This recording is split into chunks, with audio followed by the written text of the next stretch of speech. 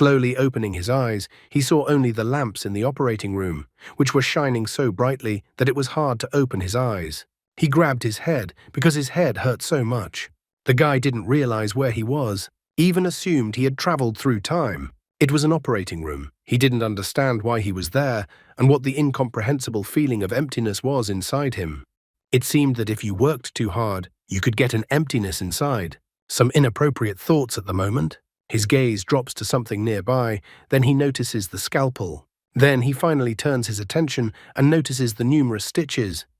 It looks like they cut out his kidneys. He calls for help and asks to call the police and make a complaint against them. He still needs to find his kidneys and regain his strength. But the strength was only enough to stand up, and then the guy falls to the floor without strength. Two doctors appear. One wonders to the other, shouldn't they have only taken the kidneys from the patient? But Dr. Lin replies that the situation is bad and kidney prices have dropped a lot, so they said the doctors can take whatever they can. They're going to gut the guy. The poor guy is lying on the floor and reaching for his phone. His mind is too fuzzy from the anesthesia. All he can think about are the cold words flying out of the doctors' mouths, with their temperature at 36 whole and 7/10 degrees.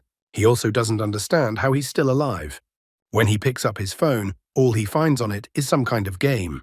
He's about to die, and they're slipping him some game and won't let him make a call. This only makes the guy sad, and he realizes that his life is over. He's getting weaker. It looks like the wounds opened up. It seems he has even started to see his great-grandmother, how he doesn't want to die. Seeing his great-grandmother's smile and app, he doesn't have much choice. So he decides to give the app one last try. It's some kind of game called World of Wishes. So he clicks on the game icon and starts. Suddenly, a rather creepy picture appears in front of his eyes, and he is asked what his forbidden wish is. Dark figures open a coffin in which lies a withered woman. Death is unable to keep the desire away. Life cannot be stopped. From the woman's body, red threads manifest like blood vessels. On these threads hang bells. The guy is incredibly frightened by what he sees and doesn't understand what the hell is happening in front of him. Then a message appears on his phone saying that he will listen to God's blessing, and all he has to do is say yes. It's like signing a contract. The guy doesn't hesitate to press yes. He wants to live, he wants his kidneys to come back, and he regains his strength. Suddenly a seal appears, and someone with fangs and glowing eyes looked into his soul. After that, the guy woke up in the wishing world. He still didn't really understand what was happening to him. Was he caught up in some kind of game? It was good news to him that he was alive. However, after checking the place where the blood had been oozing from a while ago, he noticed the bad news. His organs were really gone.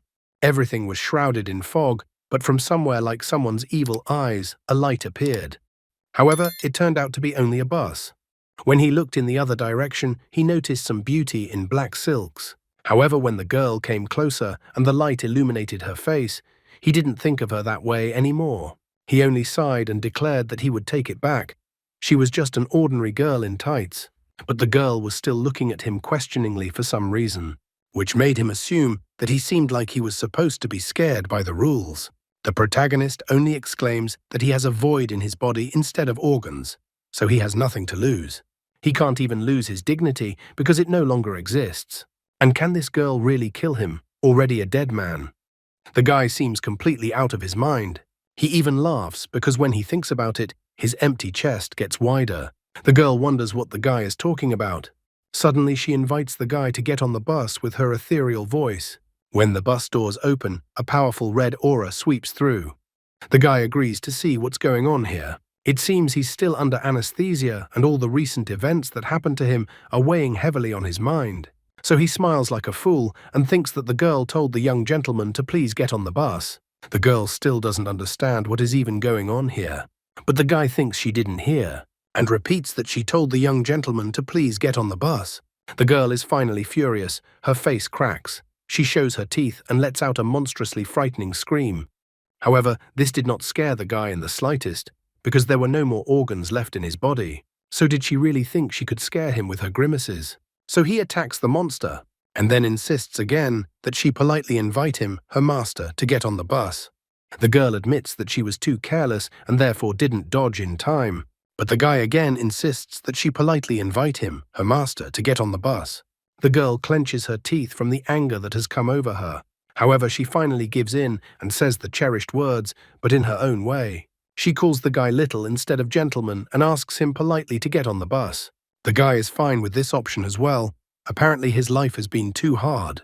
As he walks through the door of the bus, he is suddenly wearing decent clothes.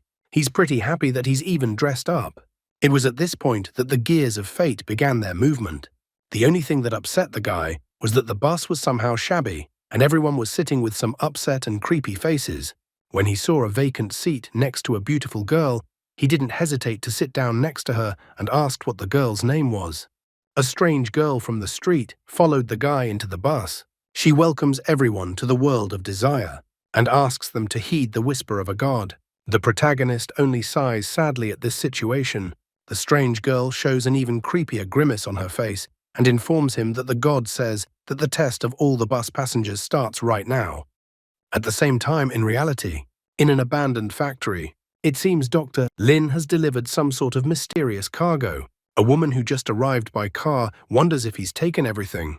And when the doctor tells her not to worry and that he did everything himself, she thanks him for his work. He asks the woman to come to him again next time, but in the next instant, the nasty doctor is dead. The woman tells him not to do anything stupid next time. Then the mysterious woman opens a container and there is someone's heart. The woman doesn't seem to be human, as a huge tongue comes out of her mouth and she licks the heart. It seems to be her favorite treat. She hears the whispers of the gods. Meanwhile, inside the wishing world on the bus, the creepy girl on the bus announces that the passenger's first challenge is called elimination. She states that the task is quite simple, that in 10 minutes the bus will be traveling over an old bridge.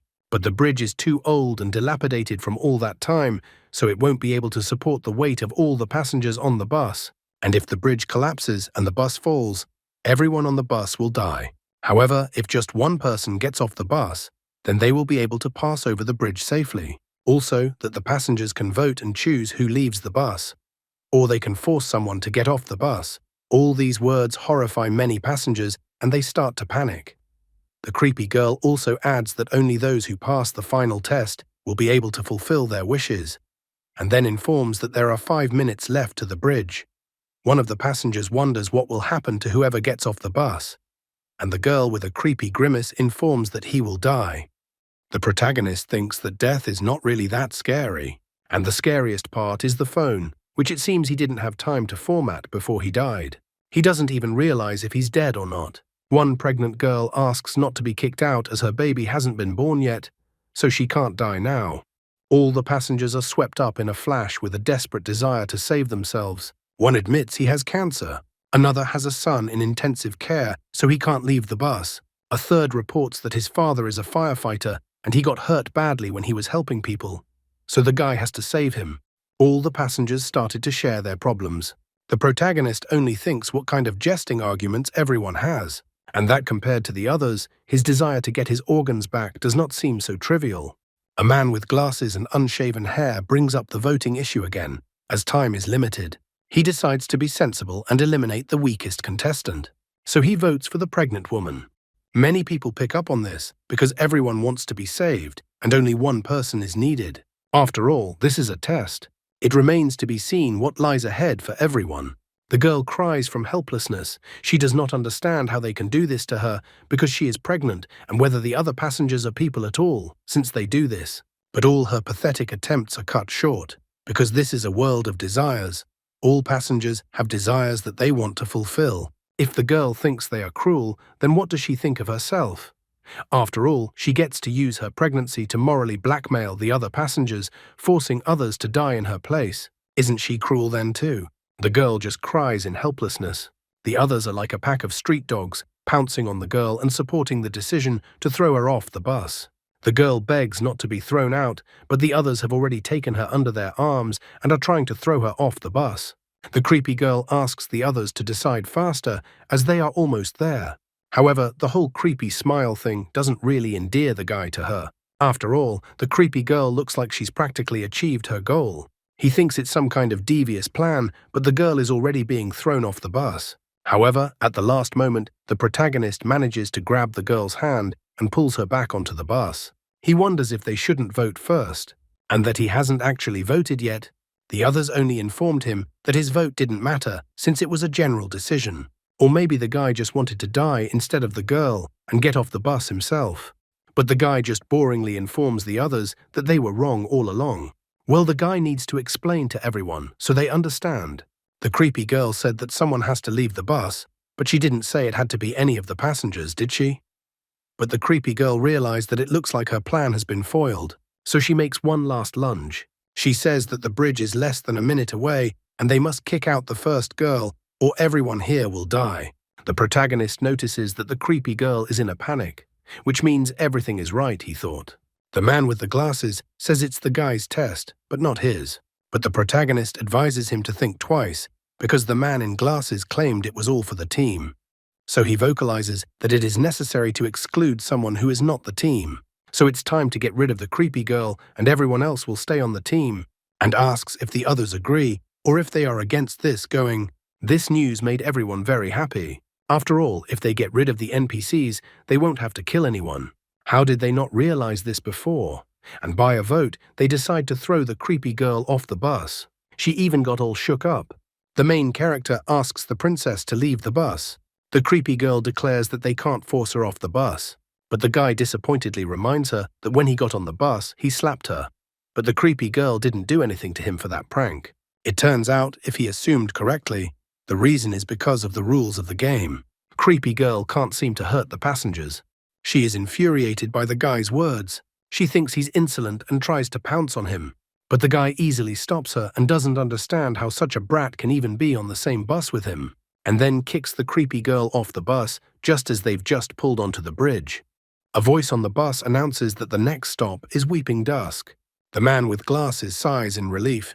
Looks like they passed the first test. The other guy is relieved too, and thinks about how he should have thrown her off the bus from the beginning. Another man is already, after all, doesn't understand how a pregnant woman can be forced to go to certain death.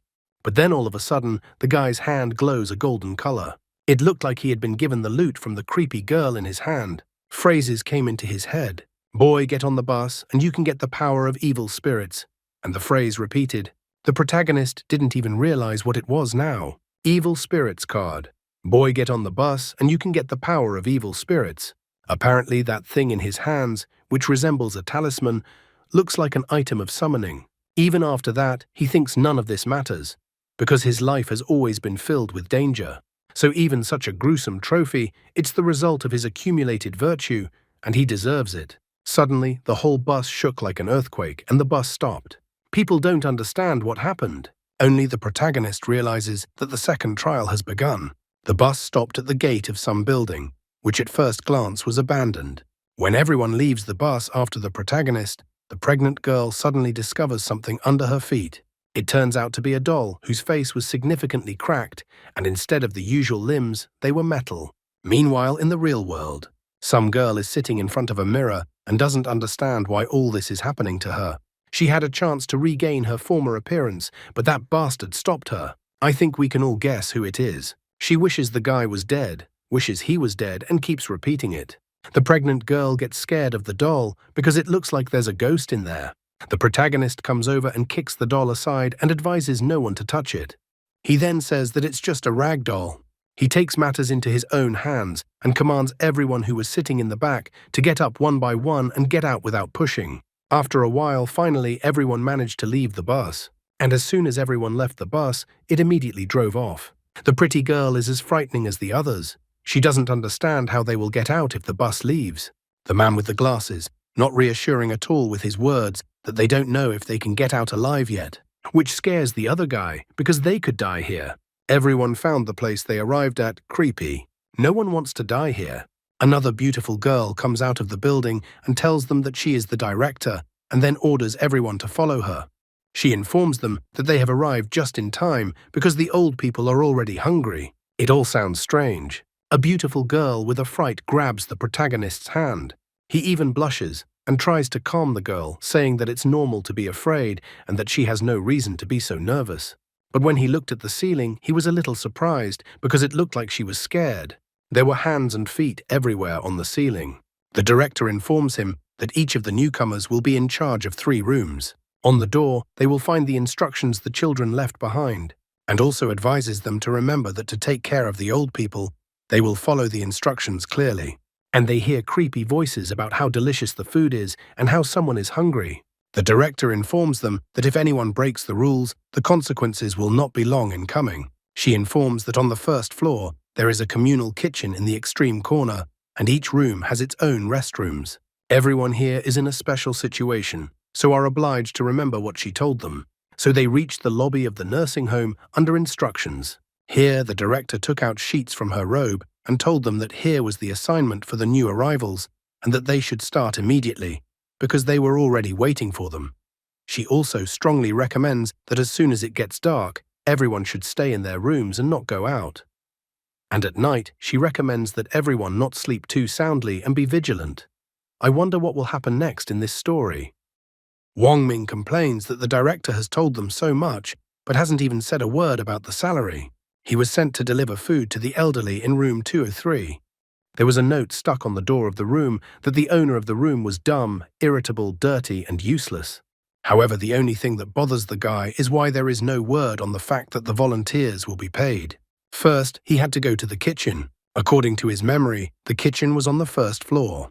As he walked down the dark hallway, creepy voices came from everywhere. These voices only talked about food, how good it tasted or smelled, and how they wanted more. The guy immediately savvy that in this ordeal, if they didn't take proper care of the old people, they would have a hard time. One guy was watching Liu prepare a meal and asked what he was doing.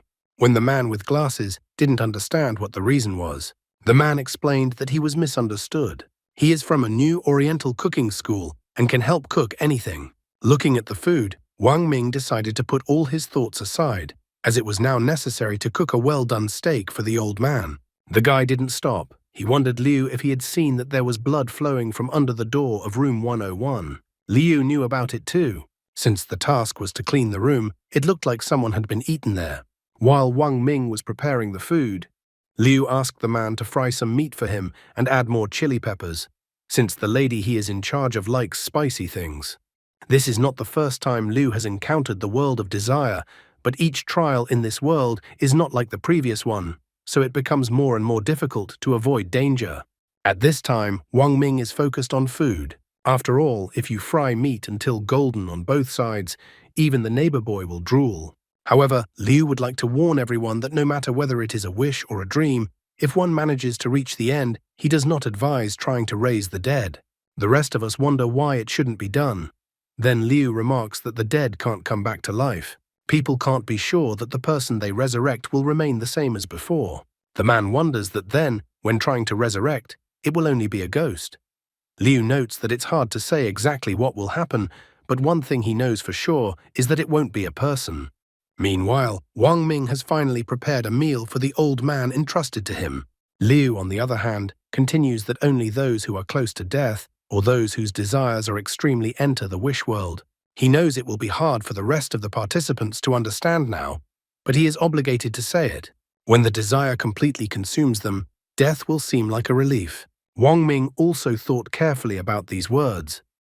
After a while, Wang Ming arrived at room 203. He knocked on the door and said that he had come to deliver food. However, after waiting for a few moments, he didn't hear anything. He then loudly announced that since no one was answering the door, he would come in himself. When he opened the door, he found himself in a rather gloomy room with a bed near the window. On the bed sat a completely withered old man. As soon as Wang Ming put the plate of food on the chair, the old man seemed to come to life and got up from the bed. Walking over to the table, the old man sniffed the food Wang Ming had just brought him. Then he pounced on the food like an animal, as if he hadn't been fed for a long time. Wang Ming advised the old man to take his time, as he might choke on it. Wang Ming even thought for a moment that this time he had gotten a simple task. He was even happy that he had hit the jackpot. However, at the same moment, the old man pierced his hand into the guy's chest. The old man's face instantly changed and now looked like a frightening monster, and he wailed about the disgusting food he had been brought. Wang Ming yelled at the old man. If the old man didn't like the steak, he should have said so, and then Wang Ming would replace it with intestines. Also, Wang Ming doesn't like the old man's hand on his heart right away. The guy complains that the old man has no manners. However, the old man was fabulously surprised. He started to go around the guy's insides in a haste, but there was nothing there. The old man was amazed how the kid couldn't have any internal organs. The old man was desperately trying to find anything, but Wang Ming thought that the old man was just deaf. The old man, on the other hand, wondered if the person in front of him was even a human. Wang Ming was getting annoyed that the old man was so persistent. He couldn't even think that even after death, the old man would remain empty. No matter whether he was alive or dead, everyone wanted a piece of him for some reason. Wang Ming is directly angry. Is he really Hello Kitty to the old man and the others? Wang Ming is annoyed that the old man is being picky. He grabs the old man's head and slams it against the floor. He resents the old man picking at the food he gave him. Wang Ming slams the old man to the floor again and asks him if he is going to eat his food. The guy is incredibly outraged by all the old man's actions. Did the old man really think that he would put up with all the old man's antics? He even wonders why the old man is still not asking for mercy. The old man tries to say something, but it sounds inaudible. Wang Ming absolutely does not understand a word of what the old man wanted to say to him. Suddenly, a girl comes into the room. She wanted the guy to help her. What the girl found in the room shocked her incredibly. Wang Ming dealt harshly with the old man. All the walls of the room were stained with blood, and the girl only looked at Wang Ming sitting beside the old man in shock. The girl was speechless after seeing all of this. When Wang Ming turned to the side of the girl, her legs couldn't hold up due to fear, and she fell to the floor. Grabbing the old man, Wang Ming complains that the assignment says to take care of the old man. But for some reason, the guy wants to crush the old man's head. A frightening aura is hovering around the guy like this. While Wang Ming was holding the old man's hair, the old man was muttering something inaudible. The evil spirit was whispering to the guy to kill the old man. Suddenly, the evil spirit seemed to vaporize, much to the guy's puzzlement. Wang Ming complained that the evil spirit only lasted for 3 minutes, and what a weakling he was. However, he wasn't upset and decided to use the card again and summon the evil spirit again. He even got into a victory pose. At this moment, the stupid guy's head was struck by the realization that at least 3 hours should pass between summoning the evil spirit. His face covered in cold sweat, and he began to complain that it took too long to roll back the ability. Wang Ming reaches out his hand to the old man and decides to explain to the old man that everything that happened earlier was a misunderstanding. Suddenly, the old man transformed back to his original state and once again mumbled something inaudible. Wang Ming was surprised that the old man had returned to his original state. He even thought that perhaps it was because he had frightened the old man. With a threatening aura, Wang Ming moved towards the old man and asked if he would eat his food or not. The old man got all shook up, and with a noticeable leap, he grabbed whatever was in the plate and started shoving it into his mouth. The guy even praised the old man. However, Wang Ming notes that the evil spirit card seems to be able to influence a person's mind. Otherwise, he wouldn't have such crazy thoughts, such as wanting to split someone's head open. He doesn't know what will happen next, and so he decides to keep the card as a trump card and not tell anyone about it. The guy grabs the pregnant woman and tries to drag her inside the room. Suddenly, the girl opens her eyes, and the first thing that greets her is Wang Ming's face behind her back. Wang Ming tries to pull the pregnant woman into the room, but the woman is terrified and asks for someone to help her. However, Wang Ming covers her mouth with her hand and asks her not to be afraid and to listen to him carefully. Wang Ming tells her a great story and confesses that he is actually from the government. He reminds her that some things are better kept secret. Still gagging her, he informs the woman that he is a good man, so he is counting on the woman's silence. The pregnant woman has figured it all out and informs him that she won't say anything to anyone. As it happens, goodness is repaid with goodness, so the guy wonders if the woman needs help. The woman begs the guy to help. She agrees to do anything the guy asks as long as he helps her. Wang Ming isn't that risky. He remembers that this place is pretty dangerous and he can't use the evil spirits card right now, so he needs to be careful.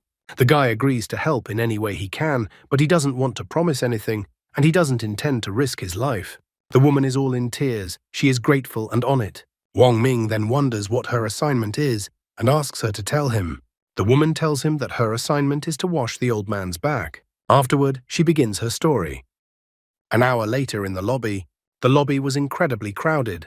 People were complaining about the assignment. One told how a crazy grandmother didn't like the way he cleaned up and bit off his ear. Another man needed to massage an old man's back, but she was covered in pus. Another man complained that if he hadn't run away quickly, he would have been eaten for sure. The people were amazed at such an ordeal. Suddenly, Liu came out in front of them and shocked everyone with his appearance. People wondered if he was all right. Liu hurriedly reassured them that the old woman had bitten off his leg, but at least he was still alive. The trial had just started, and already so many people had already died. Suddenly, people remembered the rude guy from the bus and they wondered where he was. Someone assumed that he had died already too. Suddenly, the principal came out and yelled at people while they were all crowded in the lobby. There was blood all over her clothes and she was wiping the blood off her face.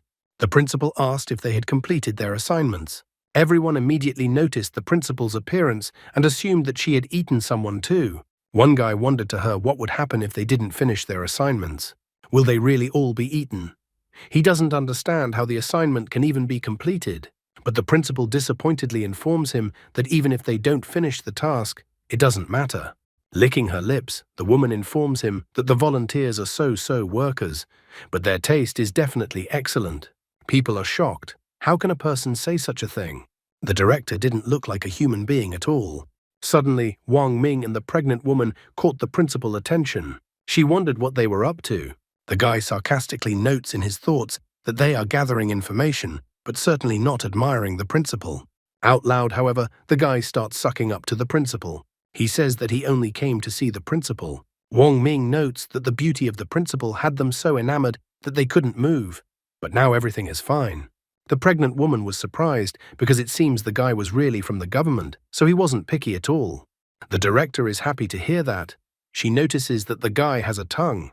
The director says that she is only here to remind her that if anyone fails to do their assignments or gets complaints, she will have to act according to the rules. It was still 2 hours until dark, so the principal recommended that those who hadn't completed their assignments yet should hurry up and not keep the old people waiting. After that, the principal leaned over to Wang Ming's ear and informed him that she would find him tonight. Wang Ming is upset by this turn of events. He didn't mean what he said, and the principal believed his words. He even wonders if he set off some mechanisms with his speech. He doesn't want to be the rider of an evil spirit. When the director left, many people rushed to the guy. They asked him that since he wasn't hurt, he had completed his task. Wang Ming just waved him off, saying that he was just lucky. Other people were surprised by his luck. They thought that the guy had accomplished his task quite easily. Everyone wondered if the guy had noticed any game mechanisms that made it easier to get through, and if so, they asked to share that information. Liu, as always, is at the forefront here. He reminds them that at the end of the day, they are all human and should help each other out. People start to press Wang Ming's pity. After all, he saved a pregnant woman, which means he shouldn't just stand by and watch the rest of the people die. The man wonders what Wang Ming has learned, since there are only 2 hours left, and he asks to tell them. Wang Ming easily notices that the man in the suit is really good at manipulation. He remembered how the man had brought Wang Ming to the forefront last time in the same situation with Yun Li. People had already started to actively push the guy through, stating that he shouldn't be so selfish. After all, this was everyone's concern. Wang Ming is not made of the same mold, so he immediately stops these attempts and tells everyone to shut up. He even declares that he hates moral blackmail more than anything else. He then grabs the pregnant woman by the arm and is about to leave, as people have no leads. Liu stands his ground and is not about to give up. He states that even though he doesn't have any leads, doesn't the brute want to know more about the wish world? Apparently this information seems to be valuable as Wang Ming stops. He asks Liu if he is willing to share the information. Liu informs him that he is willing to tell Wang Ming about the last time he was a wish world. In return, he asks that Wang Ming tell what he has learned.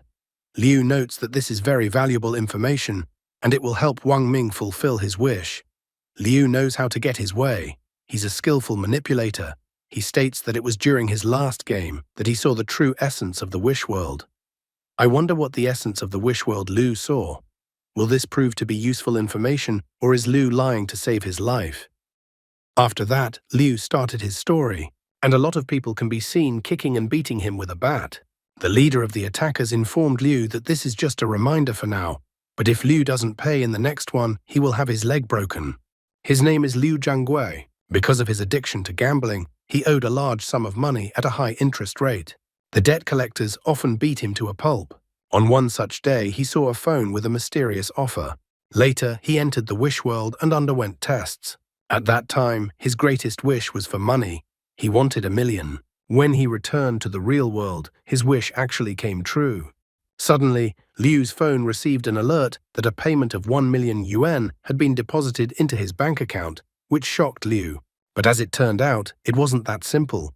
Because his father fell from the construction site where he was working and fell into a coma, Liu was actually compensated exactly 1 million yuan. His wish had actually come true.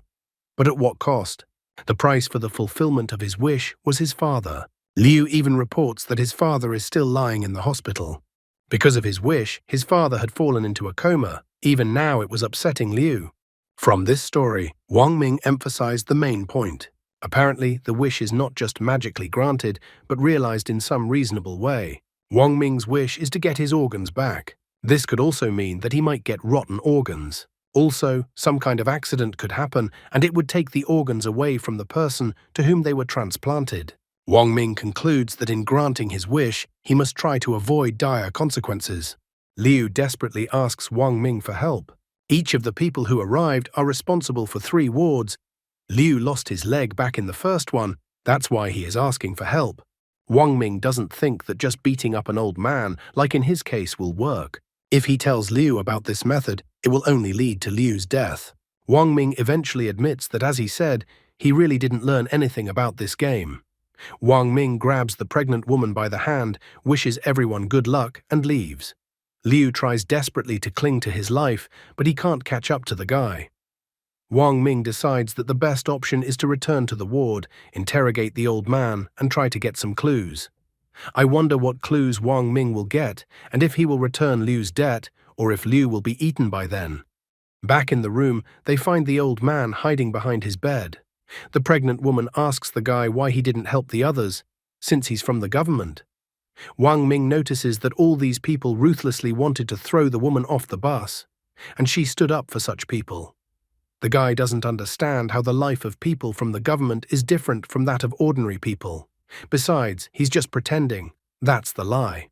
Touching her belly, the woman admits that if she really had to choose who would leave the bus, she would probably make the same choice as the other people on the bus.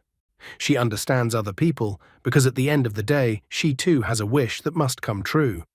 The woman says that her husband was a firefighter, but he recently died on a rescue mission. All they have is this baby, which serves as a reminder of her husband. Even though the doctor says the child is not growing well and will not survive, the woman still wishes to protect this child. She naively assumes that as long as she can handle the ordeal, then everything will be fine. Wang Ming did not bother to dissuade her from this. He did not expect the child to turn out to be the son of a hero. Wang Ming asks the old man to come over to him as he wanted to ask something from the old man. The old man was scared that something was about to happen to him again. However, Wang Ming just put down the sheet and asked the old man to calmly confess why he was resisting. The guy was also curious as to why the old man attacked him. All he wanted was for the old man to write it all down on the sheet, which he held out to the old man. The old man immediately wrote down on the sheet that he didn't like fried meat. Looking at the piece of paper with what was written on it, Wang Ming recalls that the principal said that the information on the room doors was left by their children. The old man, on the other hand, reported that he didn't like fried meat on the contrary. Wang Ming got angry because it seems like it was all a trap. The woman still can't understand what's going on. The guy immediately admits that he found a clue, but he can't be sure it will work. The woman is happy with this information as well. She decides to use this clue because if it wasn't for Wang Ming, she would have died long ago. Then the guy tells her that the information left on the door is wrong. If you do the opposite, you can avoid danger. The woman is grateful and decides to try to do it. As the woman left, Wang Ming pondered a wish. If what Liu Jiangui said was true, then it was not a fact that the woman's child would survive. And if the child survives, but it is unknown if the child will be healthy. He decides to think about what to do at night. Wang Ming thinks the principal is attractive, but after all, she is not a human. So he has doubts. He thinks that humans can't do something like that. Well, at least they shouldn't. 2 hours had passed. He had long since kicked his grandfather off the bed and was lying on the bed himself. He wondered if Yun Li had succeeded in her task. Suddenly, the door opened and the principal entered the room. The old man immediately crouched down on one knee in front of her and invited her to gesture to enter the room. Wang Ming thought of even pretending to be dead, so surprised was he that the principal had come. The principal doesn't understand why the guy is still lying down and doesn't want to go with her. Wang Ming knows that although he can use the evil spirit card, the principal is much stronger than the old man. If he can't defeat the principal, he's definitely finished. He didn't know what he should do at a time like this. To protect his dignity, he decided that he must outsmart the woman at all costs. Wang Ming turned on all his acting skills. He showed the woman his scars and told her that bad people had robbed him of his dignity, and there was nothing more he could do. The woman looked at the scars and thought it was lightning. Wang Ming wondered how she could mistake his scars for such a thing. The principal got angry over something like that. She even called the guy a useless creature. So the principal informed Wang Ming that the volunteer who was supposed to be in charge of room 401 and the old man from that room were missing. The principal tells the guy to go and find them before nightfall. Wang Ming doesn't understand why he has to leave the room. After all, the principal had previously told him to stay in the room after dark. She also told him to listen to advice and eat well. The principal is not in the mood to listen to something like this. Wang Ming immediately corrects himself and cheerfully informs her that he's always enjoyed looking for people, ever since he was a kid, so he's a master at it. The woman cheerfully points out not to let the guy worry because she won't leave him without thanks. When the principal was leaving, Wang Ming trails off and informs her that the reward is not the most important thing, as he just wants to ease the principal's burden. As far as he could remember, room 401 was supposed to be handled by the girl in white golfers who was sitting next to him on the bus. He hadn't seen her in the lobby tonight. He didn't fully understand what the principal wanted him to do, find people or help with the bodies. As he remembered, in martial arts, speed was the one thing that could not be defeated. That was why he decided to move towards his goal no matter what, and took off running down the hallway. As he ran down the stairs, he noticed that the footsteps were too loud in this place. This made him think that this way he might attract the attention of some deranged person. However, he noticed that he was wearing sneakers, so his footsteps should be almost impossible to hear, and the sounds were coming from the second floor. As soon as he realized that they were heels, he felt a bloodthirsty aura behind him at the same moment, which informed the guy that he was busted. It was as if something was glued to his back. Wang Ming thought it was a ghost. The guy didn't have any organs, so he thought he shouldn't be frightened. At the same moment, the ghost licked the guy's cheek with its long tongue, as if tasting its victim. Wang Ming is not going to give in to fear and thinks about his escape plan. He tries to escape from the ghost by humming that he is afraid of ghosts, but they have never hurt him yet. Without stopping, he also chants that he is not afraid of humans, but those have hurt him badly. Suddenly, the ghost twists her leg. She asks the guy to wait for her, but Wang Ming doesn't stop. The ghost is not going to give up either and is already ordering the guy to stop. Wang Ming even thought that the ghost wants to climb on his back to carry her.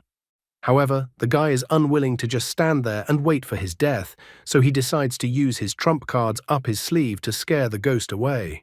He doesn't understand how the demon dares to show off in front of a true professional and decides to use the great heavenly dragon to make the ghost pay. Wang Ming was frightened because when he was about to use the great heavenly dragon, he noticed that he couldn't move his arm. The ghost had a dead grip on his hand, and the guy's hand became numb from the cold. At the same moment, a woman appeared near the guy's face and inquired about what he had just tried to do. Wang Ming tried to guffaw and that the woman was just hearing things. The woman asked the guy to wait for her as she was almost done connecting. However, the guy was already unstoppable. Wang Ming ran and shouted that he was waiting for the madam. Even though his arm was numb and using the card would not work, he was still able to run. Wang Ming even notes that Zhou Shuren, a Chinese writer and critic, once said, "If you can't beat them, outsmart them. If you can't outsmart them, run." Wang Ming followed this advice and ran as fast as he could up the stairs. When he reached the top of the stairs, he noticed that the cold sensation in his arm had gone, although he even thought that he might have lost his arm. Suddenly, on the stairs, Wang Ming saw the ghostly arm and legs, only now noticing that the woman seemed to have split apart. Immediately, he remembered the woman's words when he escaped from her. When he first went up to the third floor, he only heard footsteps. As he approached the fourth floor, a tongue and a hand appeared in front of him. The puzzle was now put together. The ghost's body parts were scattered around the hallway, and she was picking them up piece by piece. The woman asked the guy to wait for her to put all the pieces together, which meant that once she did, the guy was finished. He had been so scared because of that ghost, and now he was all excited to see what would happen next. Walking through the fourth floor, he was greatly surprised that there was no blood anywhere. It seemed to the guy that everything was much better on the fourth floor than on the second floor. Finally, he got to the door he needed, room number 401. The door said that his father has Alzheimer's and likes to play hide and seek. Father always hides behind the curtains. If someone starts playing with father, father never gets tired of it. The note said that playing hide and seek with father is dangerous, so his family doesn't allow it. Wang Ming was surprised to learn about hide and seek. Considering what he had learned from the old man, the information from the note on the door should be taken exactly the opposite. So in order to complete the task in chamber 401, it was necessary to play hide and seek with the old man. Opening slowly, he inquired if there was anyone in the room, but there was silence in response. Looking at the window, Wang Ming immediately noticed that according to the note, the old man was hiding behind the curtains, but there were no curtains on the window, so he didn't realize where he should look for the old man. Suddenly, Wang Ming heard a noise, so he looked out into the hallway to see what was going on. He saw the girl he was supposed to save running straight towards him and asking for help. The girl ran up out of fear and hugged the guy. Wang Ming wondered from the girl what happened and where the old man the girl was responsible for had gone. The girl was already crying because the old man decided to play hide and seek with her, but the instructions on the door said that playing hide and seek with the old man is very dangerous. Wang Ming can't figure out what's wrong. In fact, playing hide and seek with the old man is the solution to the task, so he doesn't understand why the girl was so scared. Wang Ming has a lot of thoughts on his mind, because maybe his guess was wrong and Yun Li is already dead. Wang Ming asks the girl what happened in detail. A few hours ago, the girl fearfully asked the old man if he had hidden himself well. It turned out that the old man hid behind a curtain and the girl could easily find him. When the girl found the old man wanted to play hide and seek again. When she found the old man the second time, he was still hiding behind the curtain. There were already 2 pairs of feet behind the curtain. Wang Ming did not understand what she meant. Then the girl reports that the third time there were already 3 people behind the curtain. With every game, another person appeared behind the curtain, and now there was no space left behind the curtain. A large number of old men were standing behind the curtain in a row. The girl is too scared, she even suggests to Wang Ming that she will become his girlfriend. Since he came here and found her, she thinks he likes her.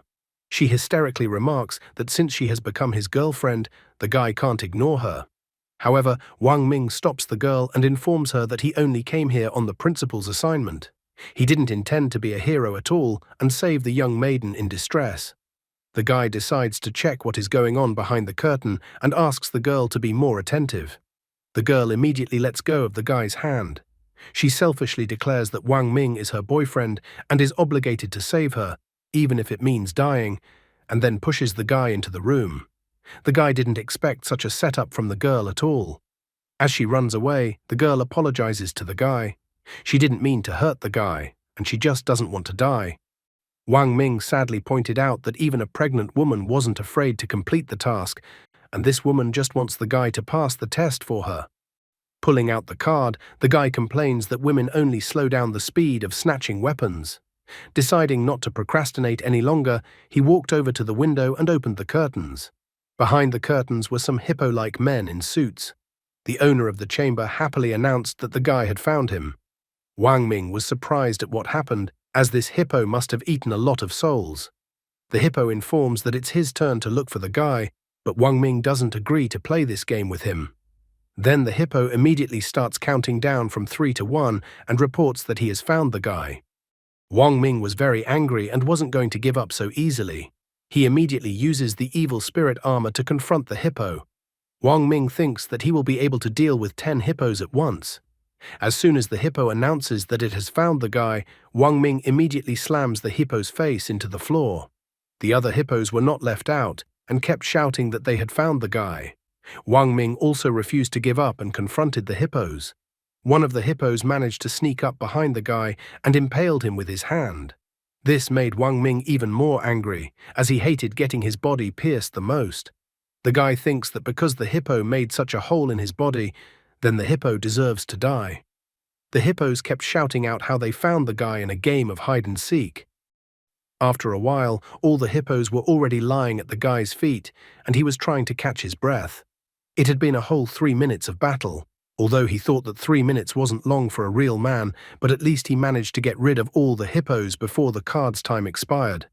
At the same moment, something strange happened. Some kind of red aura went into the hippos' mouths. And then all the hippos he had previously defeated rose up again, and it was as if the battle had never happened. Wang Ming complained that it was so unfair and unfair, he even wanted to file a complaint against the game through the admins. While under the gazes of all these hippos, Wang Ming asks that they pay attention to how beautiful the moon is today, and that they don't need to fight. It dawned on the guy in that second that the old man in his chamber had attacked him as the blood moon rose in the sky. The principal advised that after darkness fell, stay in the rooms and don't go out anywhere, and also that the players should not sleep too soundly at night. Wang Ming now realized that the woman had said this on purpose. He realized the danger was the strange glow of the moon. The guy noticed that there were no curtains in the rooms, so if he followed the principal's advice and hid in the rooms, the old men in the rooms would go crazy being under the hypnosis of the blood moon and attack the players. Only now the guy realized that the principal didn't care about the fate of people at all, and she just wanted to feed all the players to the old men. He wasn't going to just sit there and give up like that, obeying the principal's words. Wang Ming slipped past all the behemoths and rushed straight to the window, trying to close the curtains. As soon as he did so, all the hippos began to dissolve one by one. The curtains were closed, and the old man was no longer under the influence of the blood moon, so all the copies dissolved, leaving behind only puddles on the floor. Finally, the original old man appeared, who was incredibly happy about this outcome. Wang Ming walks up to him and informs him that it's too late, so he advises the old man to get a good rest and they will play hide and seek again tomorrow. The old man notes that the guy can't lie to him. Wang Ming is glad that he managed to manage this task, so leaving he asks the old man to wait for him in the room. The guy grabs a curtain, sneaks to the stairs and sits there, covering the old man with the curtain. Since he had managed to find the missing old man from room 401, he could now explain everything to the principal.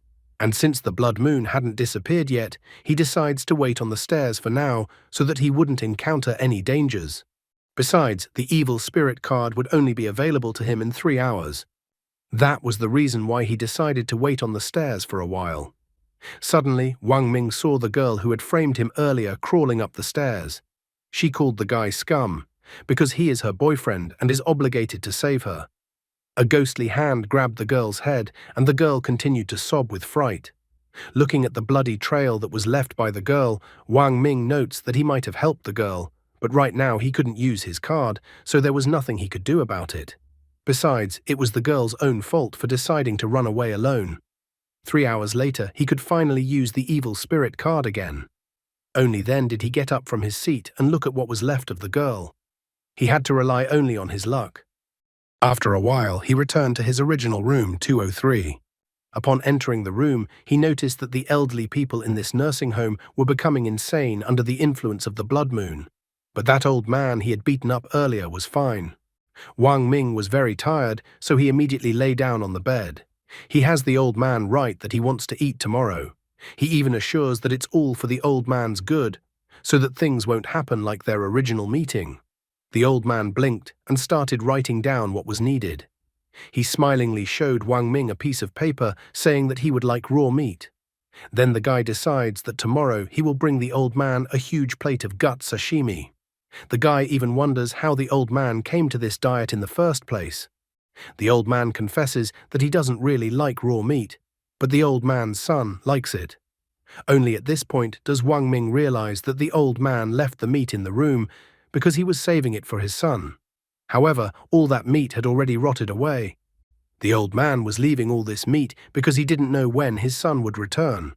Wang Ming even felt sorry for the old man. The old man had been waiting for his son so long, not even realizing that the son had left the old man to die in this strange nursing home. That was why the meat that the old man had left for his son was lying in this room day after day, acquiring a horrible rotten smell. Wang Ming couldn't help but wonder, is this the world of desire? Guy thought that being torn between love, hate, and obsession was too cruel for the world of desire. This was how the first night in the Bloody Corner nursing home ended. In the morning, all the survivors gathered in the lobby. Liu notices that there were fewer dead people last night. In the crowd of survivors, Wang Ming notices that the pregnant girl also managed to survive in this strange place. Yun Li thanks the guy for his help because if it wasn't for his clues, she would be dead. The guy remarks that it was just a guess. Yun Li wonders if she can share that guess with others. Wang Ming, on the other hand, remarks that the girl checked the hunch herself during her assignment, so if she wants to share it with others, she doesn't need to ask his permission. Yun Li was about to do something about it. However, at that moment, the principal appeared. She noticed that there were too many survivors left. After that, the principal tossed all the tasks into the air again and wished to see everyone again. She then beckoned Wang Ming to come over to her, which he was clearly not expecting. Even though the volunteer in charge of room 401 died, the principal noted that the guy managed to find the old man, so she thinks the guy did a good job and decides to reward him. Wang Ming keeps trying to be polite or servile to the principal, so he notes that he is honored to remove some of the principal's burden. The principal pulled him to her and told him that since he was so happy, she would come to him at night. Wang Ming doesn't understand why the world is so harsh on him. After all, he only got rid of the principal's intentions and it turned out to be a failure. When Wang Ming opened the envelope that the principal handed him, he was very surprised because there was money in the envelope. He was surprised at this because he didn't know that there was money in this world. Liu takes a look at the money, tells him that it is the currency in the wishing world. The last time he was in the wishing world, he saw others using it, and the currency even had its own name, wishing coins. This was strange, considering that it wasn't coins, but paper bills. Wang Ming was even a little surprised by this name, because in his opinion, it was too beautiful a name for money from the underworld. Liu was shocked by such treatment of coins. He asks the guy not to underestimate these wish coins. He even tells him that the players who participated in the trials killed each other to get their hands on 10 of these coins, and in the end, 3 of those players died. That's why he wonders what the guy did last night that the principal gave him so much money. Wang Ming made no secret of it and revealed with obvious irritation that the principal had asked to go to the 4th floor and help her find the missing old man and the volunteer from room 401. Someone wondered if this was a secret mission, and someone in the audience was too scared. He couldn't believe that someone would risk going alone to the 4th floor at night. Such a thing is only possible if the guy knows something about this game. Liu asks everyone to be quiet. He recalls that he shared some information about the wishing world with Wang Ming yesterday. However, if that wasn't enough, he had something else. He would reveal it in exchange for the clue Wang Ming had found. Wang Ming had already guessed about it, that Liu was still aware of something else about this world. Liu asks the others if they are all from Linhai. Then he concludes that they all came to this place from this city. Liu believes that Wishing World mainly selects people by region. The puzzle in Yun Li's mind started to come together. She remembered the guy's story told on the bus. Yun Li decides to clarify that since they are all from Linhai, it turns out the guy's father was injured in the fire at the Central Mall. The boy confirms the girl's assumptions, although he doesn't know how the woman found out. Yun Li tells him that her husband's name is Chin Hong. The guy immediately knows it's about Captain Chin and that he died in that tragedy. Wang Ming informs the guy that he has a family of heroes, so he will be fine too. Liu even offers Wang Ming 100,000 yuan as soon as they get out of here. He immediately gives his phone number. All this to exchange for a clue known to Wang Ming. The others didn't hesitate either, and someone offered 300,000 yuan. Someone even offered 500,000 yuan.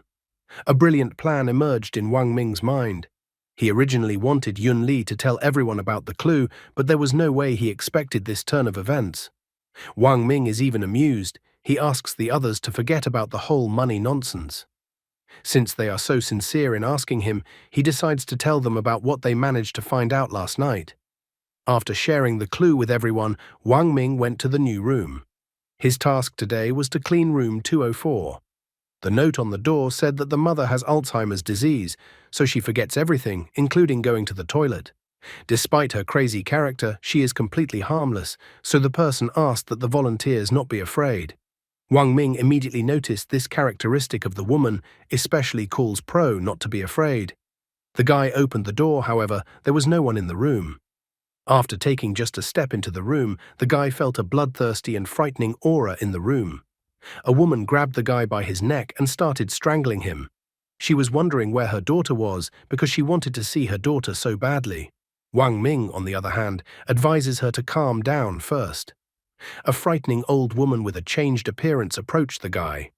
He notices that the old woman is too strong for her age, and if she continues to choke him like this, his neck will break. The old woman wishes to see her daughter, and if the daughter doesn't show up, she will kill the guy. Wang Ming was too surprised that the old woman attacked him as soon as he entered. Suddenly, he remembers that the old woman forgets everything, including going to the bathroom.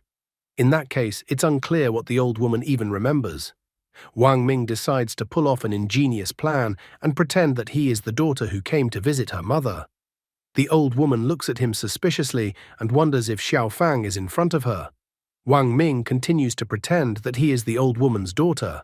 He even psychologically pressures the woman that she seems to have forgotten what her daughter looks like. The woman wonders how she couldn't recognize her daughter and asks her daughter not to cry. These words made the woman return to her human form. She looked at her daughter's chest, and it seemed to her that it used to be very different there. The new daughter points out that it's okay to do that now. Not only does the daughter wear beautiful clothes, it also symbolizes world peace. Men who pay attention to this are definitely perverts. The daughter asks her mom to come inside for starters and then wonders why her mom was so fierce with her. Also, the daughter was offended that her mother reacted to her like that. The woman's face was covered in cold sweat, and she admitted that she thought it was the helpers from the hospital and not her daughter. Wang Ming immediately realized that the woman was talking about the trial participants, who were the helpers. The daughter tries to dissuade her mother that there is nothing wrong with the helpers and that they are quite good people. However, at the same moment, the woman's face changed dramatically again, and she declared that her daughter had been deceived. The daughter does not realize in what way she has been deceived. The old woman admits that the hospital aides regularly beat people up, and they don't feed her at all. And also the woman notices that the facility injects something into some old people, after which the old people die. Wang Ming is trying to get to the bottom of the problem. Based on the woman's words, the elderly believe that volunteers are the danger. It was quite valuable information. Mum asks her daughter to take her home. The woman even promises not to pee her pants anymore. The daughter promises to take her mother home as soon as she is done here. First, the daughter needed to clean up the room. This made the woman smile, for she knew her daughter was so understanding. The second night in the bloody nursing home came. Wang Ming saw the principal again and inquired about what needed to be done again. The principal says that a shipment of goods has arrived, so she tells the guy to go to the entrance and carry the goods to the 5th floor. However, she tells the guy to remember that whatever happens, he must not open the boxes. As the principal leaves, Wang Ming stares disappointedly in her wake. She had so threatened to come to him at night, and it turned out to be all just for another assignment. Wang Ming didn't understand what was wrong with the woman, as this was not like her at all. However, as it turned out, the woman was interested in what the helpers were up to. She doesn't understand how it happened that no one died during the night. Walking down to the entrance of the nursing home, Wang Ming found a man stacking boxes at the entrance. Wang Ming reports that he doesn't recognize the man, so he wonders who he is. Wang Ming also wonders what the man does for a living. The man, on the other hand, reports that he can't say anything. Wang Ming understands perfectly well that the man is just a driver and so doesn't demand much from him. He's just curious about what's in the boxes. However, the man seems like he was going to leave all these questions unanswered. Wang Ming tries every possible way to stop the driver and asks if he wants a cigarette. The man stopped and then approached the guy and asked where the cigarettes were, to which Wang Ming pointed to the man's pocket and asked for one from his pocket. This made the driver cry, for Wang Ming had cheated him. Wang Ming threw one of the bills that the principal had given him earlier into the driver's face. He wasn't going to let the driver just run away, but wanted him to answer his questions. The driver, on the other hand, looked admiringly at the bill he had just received. He immediately informs Wang Ming that it was all a misunderstanding. Wang Ming only points out that the saying, "money can make even the devil spin the millstones for you," was not lying. The driver understands all that Wang Ming wants to know: what is inside the boxes that the driver delivered.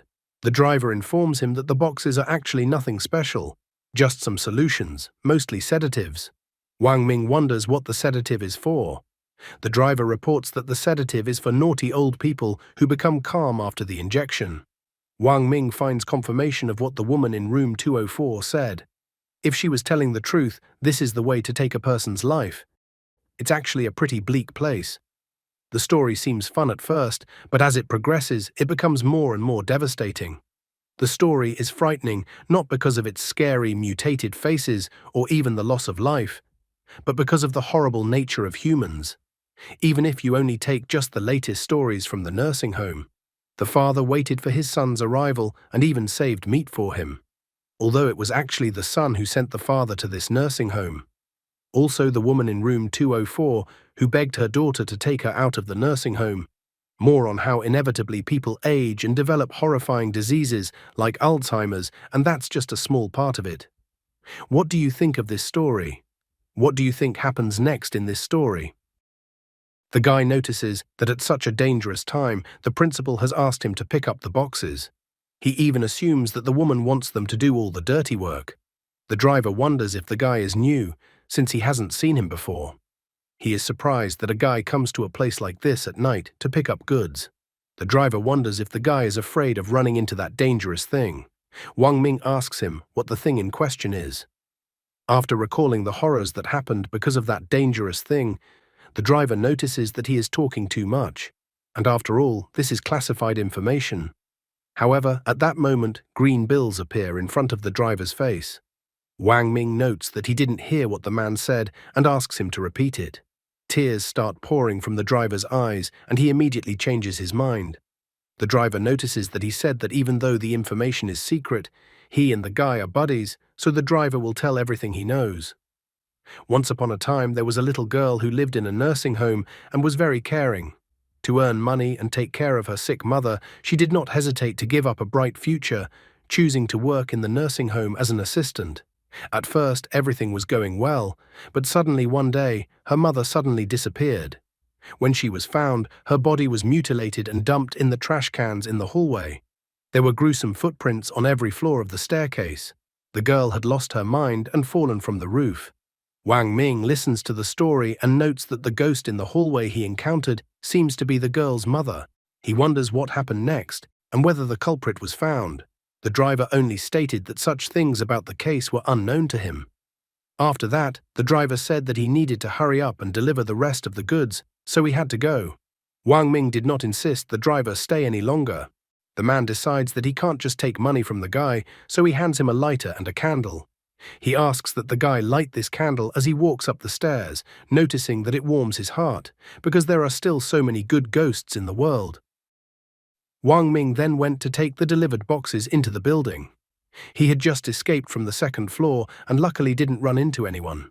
However, now, while the blood moon had not yet passed, then going up from the first floor to the fifth floor, he felt that he would most likely meet that mutilated lady. Placing the candle the driver had given him on the box, the guy decided to light it just in case. Picking up the box with the candle on it, he ran at a jog up the stairs. Suddenly he heard someone asking him to wait. The guy was once again overtaken by the ghost. Wang Ming immediately noticed that the ghost couldn't get closer to him because of the candle. It was as if he had been waiting for this moment and raised the candle high up, shouting that he had the mighty power of a dragon in his hands. The ghost instantly reacted to this gesture of the guy and started running away from him. Walking down the floor corridor, Wang Ming heard a woman's voice coming from the trash can. The woman was saying that she was almost done. Wang Ming noticed that it looked like he had come across another part of the woman's body and that it looked like the driver wasn't lying. Since the guy was protected by the burning candle in his hand, he decided to look into the trash can to see what was there. At the nursing home in the fourth floor hallway, in a trash can, he found what was left of the girl. Now he wasn't surprised that he couldn't find her last night since she was in the dumpster. He only sadly remarked that when desire takes hold of you, death seems like a release. Wang Ming headed to the fifth floor, the topmost floor in the nursing home. There was only one room 501 on the 5th floor. Looking at the door, the guy didn't see any information from the relatives, besides the principal didn't assign anyone to take care of this room. Wang Ming speculated that perhaps room 501 could be where the principal's secrets could be hidden. Wang Ming only reached for the door handle of room 501 when a woman appeared from the side and asked what the guy was doing here. Wang Ming was incredibly surprised by such a creepy and sudden appearance of the principal. The guy immediately said that he had brought the boxes that the principal had asked him for and asked where he should put the boxes. The woman asked him to put the boxes in the lobby, and he immediately went to put the box in. The principal followed the guy's heels into the 5th floor hallway. She pointed out the place where the guy should put the box. Afterward, she even wanted to give the guy his payment. Wang Ming was so happy that the principal was so kind to him. However, as soon as he turned around, he saw the true appearance of the principal, who was holding out a bloody envelope to the guy. She couldn't hide her intimidating smile while under the light of the blood moon. The woman laughingly informs the guy that she forgot to tell him that whoever steps on the 5th floor will not leave this place alive. Wang Ming was surprised and didn't understand why the woman did that. The guy resented that the principal was going to kill the donkey after he finished his work. He even felt that it was bullying an honest man. The monster didn't bother to listen to all of the guy's complaints and rushed to attack him. Wang Ming was able to dodge at the last moment. He even noticed that the woman was damn strong, and one blow from her was like 20 years of strength. The guy realized that the evil spirit's power alone would not be enough to defeat her. All he could do was run away. However, at this moment, the monster pounced on the guy once again. Wang Ming disappeared right before the woman's eyes, and she couldn't understand where the guy had gone. The guy realized that he couldn't win in such a fight and tried to escape because only an idiot would fight face to face with such a monster. There was only one way for him to win. He needed to close the curtains on the window and stop the transformation of the ghost. However, at this moment, he noticed that there were no curtains on the window. At the same moment, a frightening woman materialized behind his back. She knows how the guy was trying his best, but doesn't understand what the point of it is. The woman thinks the guy must be so frustrated, tired, and depressed right now. The woman offers to put an end to the guy's miserable and pain-filled life. However, at this moment, Wang Ming pointed his finger behind the monster's back and declared for the others to not just stand there and deal with the monster already. The monster turned around to see who the guy was talking about, and at that moment, the guy punched the monster. The monster flew off into the wall, and the guy ran on. He didn't realize what he was doing, and the evil spirit card was going to expire in a minute, and maybe he would die in this place. The monster caught up with the guy again and climbed up on the ceiling right above his head. Wang Ming remembered that there was another ghost in the corridor. If he got between the two monsters, he would be finished. Finding no other solution quickly, he ran towards room 501. The guy kicked the door of room 501 with his foot and decided to take a look at what was in that room. The monster shouted for the guy to not even think of entering the room. However, Wang Ming beat her to it, ran into the room, and immediately closed the door from the inside. Just at this time, the evil spirit card had expired. He was so tired of fighting for his life and all these monsters constantly appearing in front of him. However, when he turned around to look around the room, he saw the principal who was crying with her hands holding her head. Guy immediately assumed that this was when the principal was still an assistant. One day the girl sat in front of her mother's hospital bed and cried. She apologized to her mother, so she couldn't take it anymore. She went again and again to borrow money for her mother's treatment, promising that she would pay it back in a few days. However, no one listened to her anymore and asked her to get away from them. She begged so many people for help, even borrowing money from loan sharks. Eventually she realized that her mother's illness was no longer treatable, and she had to constantly spend huge sums of money on her treatment. Completely exhausted, she even tried to use a pillow, so her mom would finally stop destroying her herself as well. She cried, asking her mother to forgive her for this. Wang Ming saw all of this on the projector that was on, which was showing footage of the principal's life. The guy realized that the girl the driver was talking about was this girl on the projector, and the killer turned out to be herself. The puzzle in his head came together, as it turns out that the ghost in the hallway is the principal's mother. He is surprised that the woman got rid of her mother in such a horrible way that the driver told him about. Wang Ming pondered 100 times and still didn't understand anything. He even thought that perhaps everything strange and unbelievable was the norm in the wishing world. The second night at the Bloody Corner nursing home was so strange. In the morning, everyone reassembled in the first-floor lobby of the nursing home. Liu asked the others not to worry because from his experience, he could tell that the ordeal would be over soon. Yun Li and the others rejoiced as soon as they heard such an assumption. Liu reminded the others that the principal had said that each of them was in charge of 3 rooms. He decided to judge the progress of the task and concluded that their task of caring for the old people was complete. The others were so joyful. One guy was glad that he would finally be able to leave this creepy place. Another guy wondered to Liu if God would be able to fulfill their wishes. Liu remarks that God will fulfill their wish. However, he reminds them that by completing the task, you will realize the wish. But everyone should understand. To hear God, you have to pay a price.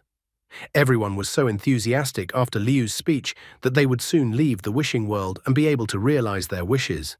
Wang Ming still suspected that the mission wouldn't end so easily after the 3rd night. At that moment, the principal appeared with a box in her hands. The guy noticed that the blood moon had receded and the principal had become kind of strange. The principal noticed that none of the players died last night. She announces that she will give everyone one last task. The principal tells them that the nursing home caters to clients, the elderly and their relatives. Therefore, she notices that there will be guests at the nursing home tomorrow morning. Before the guests arrive, she requests that the players inject the old people with a sedative to keep them quiet and docile. The principal again tossed flyers in the air with the room numbers that each of the players would be looking after. She reminded them that once the guest's visit comes to an end tomorrow, then the player's mission will be considered accomplished. The principal remarks that if someone fails in the mission and causes discontent, it will be an unforgivable mistake. At this point, Liu pulls Wang Ming by the sleeve and informs him that he has a matter to attend to. Liu reminds him that there were about 50 people in the first trials, so he asks the guy how he thinks there will be how many people left at the end. Liu notices that only 3 people will be able to make it to the end of the game. Wang Ming realizes what the man is saying, that there are too many survivors now. Liu panics, noting that there are few survivors in the wishing world and murder is commonplace in the world. He believes that there are too many people left, so it is simply unrealistic to complete the trial. He realized that tomorrow is not only the end of the trial, but also possibly the end of their lives. Wang Ming decides to also share the information he had. He reveals that the principal asked him to bring a box of medicine last night, so he suspected that there was something wrong with the sedative. Liu only noticed that the principal asked Wang Ming for something again. He even thought that she liked the guy. However, Wang Ming only irritably asks Liu to believe him that the latter would not want to fulfill the principal's whim. Wang Ming also points out that the grandmother he's looking after told him last night that syringes would kill them. Liu finally figured it all out, that the mission wasn't really as simple as he thought it would be. He felt that the mission was a trap, because the old people would die and the children would not leave the volunteers so easily. So the only option was not to inject the old people. Wang Ming admits that the information has not been verified, so he can't guarantee anything. In addition, he pointed out that judging from the way the principal was acting now, if the players didn't give the old people injections, she would kill the players herself. Wang Ming remarks that Liu is an experienced player, so he decides that Liu can tell others about it, and whether others will believe it or not is up to them. Liu thanks the guy for the information and leaves. I think it's obvious to everyone that Liu isn't going to share information with anyone, considering there should be 3 people in the finals. Looking at the falling pieces of paper with room numbers, the guy pondered the situation at hand. He caught number 205 and hoped that this evening would go smoothly for everyone. It felt like he had just decided to take the burden of responsibility off of himself. After all, he had told Liu about his assumptions, and if he didn't share it with everyone as he intended, then Liu was to blame for the deaths of others. The note on the door of room 205 said that Dad was mentally ill and that he needed to be watched every day, otherwise the man might hurt himself or others. The note was left by the man's only son, so he asked that if the illness was incurable, to tell his father about it. The request also stated that the player should never remove the man's harness. After reading the note and going inside the room, Wang Ming noticed an old man who was lying on the bed wearing a straitjacket and tied with straps additionally. The old man requested that the guy untie the straps. After all, he wasn't mentally ill. The old man then transformed into a kind of chameleon under the influence of the blood moon and tried to attack the guy, as he thought he deserved to die. Wang Ming dodged the tongue of the man who was still asking to be released. The guy grabbed the belt and forcefully pulled it off the old man, freeing the old man from his restraints. He wondered what was the rush and why attack him when he would have helped the old man out anyway. The old man returned to his human state a little, but not completely. Wang Ming asked the old man why he couldn't leave the guy alone. The old man was just about to go aggressive as Wang Ming asks him not to. However, the old man wasn't really going to do anything, and only notices by crying that the guy is standing on his tongue. Wang Ming notices that he did it by accident, and then he pushes his tongue back into the old man's mouth. 3 minutes later, Wang Ming is already sitting on the bed, listening to the old man's story. The old man declares that he is normal and not sick. The old man is skeptical because he realizes that the guy probably doesn't believe him, and that the guy deep down and in his heart thinks the old man is sick. Wang Ming thinks this is slander since he doesn't even have a heart. The old man doesn't understand how it's even possible for a person to not have a heart, and he thinks the guy is definitely crazy. Wang Ming is tired of the old man's claims and suggests that he see for himself. The old man looked at the guy's scars and thought it was just a costume. After taking a closer look, the old man sighed as he realized that the guy was so young and he had already had such a hard life. Wang Ming decided to take his chance, since the old man was no longer negative towards him, and pry more information from the old man. Wang Ming told the old man that since he saw the scars on his body, he and the old man were now friends. Wang Ming then asks his friend who he meant when he said the guy deserved to die. After hearing the guy's words, the old man starts going crazy again and cursing some guy. Wang Ming wondered if the old man was talking about his son. The old man, in a frenzy, tried to attack the guy again with his monster tongue. But at this, Wang Ming stated that the old man's son was already dead. The old man froze and did not continue his attack. Wang Ming realized that the old man's son was the solution to the problem. He told the old man that there was no need to take the life of someone who was already dead. The old man was shocked when he heard such news from the guy. Wang Ming didn't bother to explain all the subtleties to the old man, and simply stated that he didn't understand why he would even talk about the old man's son at that time. The old man became more of a man again, and that's when Wang Ming realized that he was moving in the right direction. Wang Ming wondered why the old man wanted his son to die so badly. Especially the guy remembered that the old man only had one son. One day, the old man's wife fell ill, and the doctor said he could save her, but he needed a lot of money. The old man wanted to sell the house and give life to his wife. However, his son refused to sell the house. The father and mother worked hard to save money to buy their son a house. In the end, the house was more important to the son than his own mother. The old man was incredibly happy that such an ungrateful son had finally died. Wang Ming realized that his lies had gone too far. The old man wondered if tomorrow would be the day of the relatives' visit. Wang Ming wondered why the old man was asking him that. The old man thought the guy was a good person, but now they had to say goodbye. Wang Ming wonders what the old man is implying. Then the old man tells him that when relatives come to visit, the caregivers change and there are fewer and fewer old people. The old man still remembered the times when the nursing home was lively, not as quiet as it is now. As the guy and the old man talked, the third night at the Bloody Corner nursing home came to an end. The next day, the lobby of the nursing home was crowded because guests had arrived. They wanted to see their relatives, who were residents of the nursing home. Suddenly, a woman went into one of the rooms and screamed as it appeared that her mom was dead. The player in charge of this room and himself was in shock as he could not understand what had happened. Someone's father died, and they began to resent how disgustingly their relatives were being cared for in the nursing home. Someone called the workers heartless for killing their father. The poor players didn't know how to react to what was happening as they did everything the principal asked them to do. The relatives of the dead turned around to the volunteers, who they thought should have died. In an instant, all the players who had caused the relatives of the guests to suffer were torn to pieces. The principal gracefully watched everything happening from above. She was so happy, because in the end, everyone would turn into dust. Meanwhile, in the nursing home, a massacre had begun in the first-floor hallway. The poor players were trying to escape from the guests who really disliked the current state of their relatives. As expected, Liu didn't say anything to anyone as he wanted to win himself. The principal, on the other hand, was happy since everything went exactly according to her plan. How will Wang Ming get out of this situation? A frightened Yun Li was standing in the third-floor hallway. She was incredibly scared as a monster was heading in her direction, and she asked it to stay away from her. The moment the monster attacked the girl, Wang Ming walked towards the girl and pushed the monster aside. Wang Ming used the evil spirit card to confront the monster and asked how Yun Li was feeling. The woman assured the guy that she was fine. However, when she turned around, she saw a large number of monsters behind her back. She wondered in fear at the guy what had happened and why so many monsters had appeared. Wang Ming grabbed the woman's hand and decided that now was not the time to discuss anything, because the most important thing now was to get out of this place.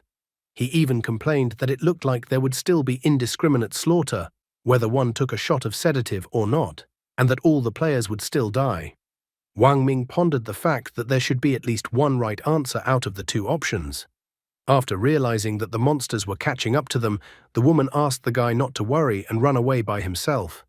Wang Ming only said that although his strength was limited, so he wouldn't be able to save everyone, but he would definitely be able to save Yun Li.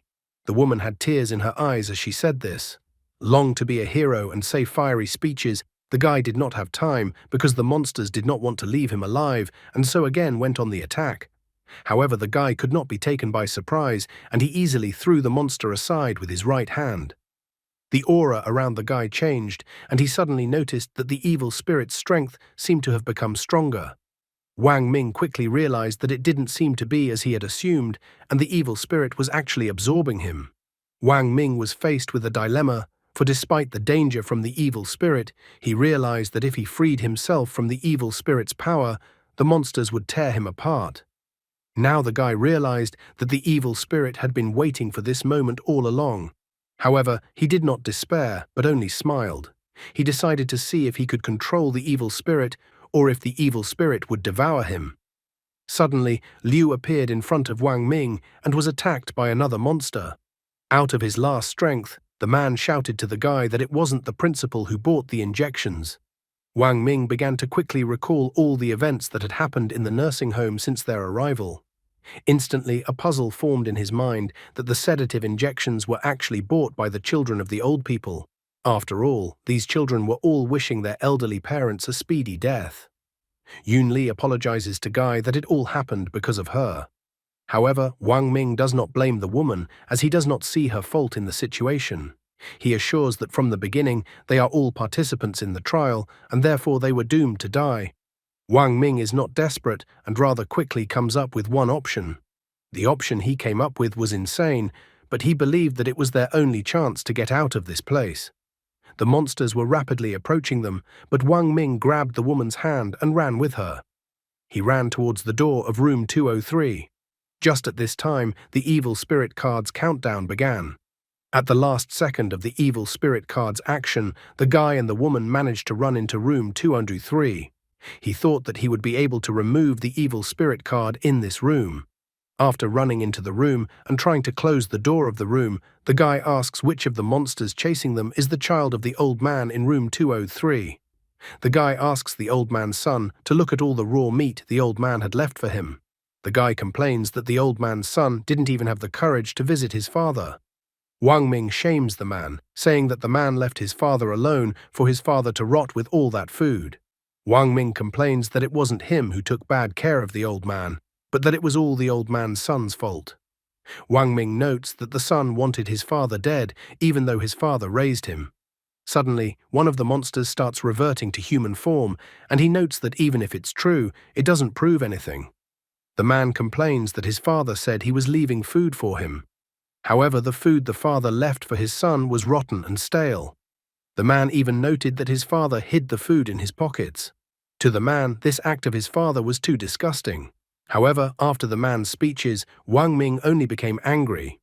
He stated that if the man thought all of his father's actions were disgusting, then let him look at the note and read what it said. Wang Ming thought that what it said was disgusting.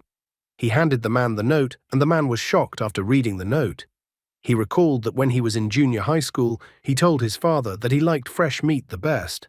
Every time the son came to visit his father's apartment always stank of rotten meat, and there were a lot of flies around. The man always complained when he came to visit his father that his father's place stank unbelievably. He complained that if his father continued like this, he would send his father to a nursing home. The old man remarked that he didn't know what the shelf life of the food was, but he knew for a fact that the meat wasn't rotten or dirty to begin with. The old man frustratedly remarked that when the meat was fresh, his son never visited him. The son realized that all this time he had not understood his father. The son even apologized to his father. The son stated that he would now take his father home immediately. The old man was incredibly happy that the son finally understood him.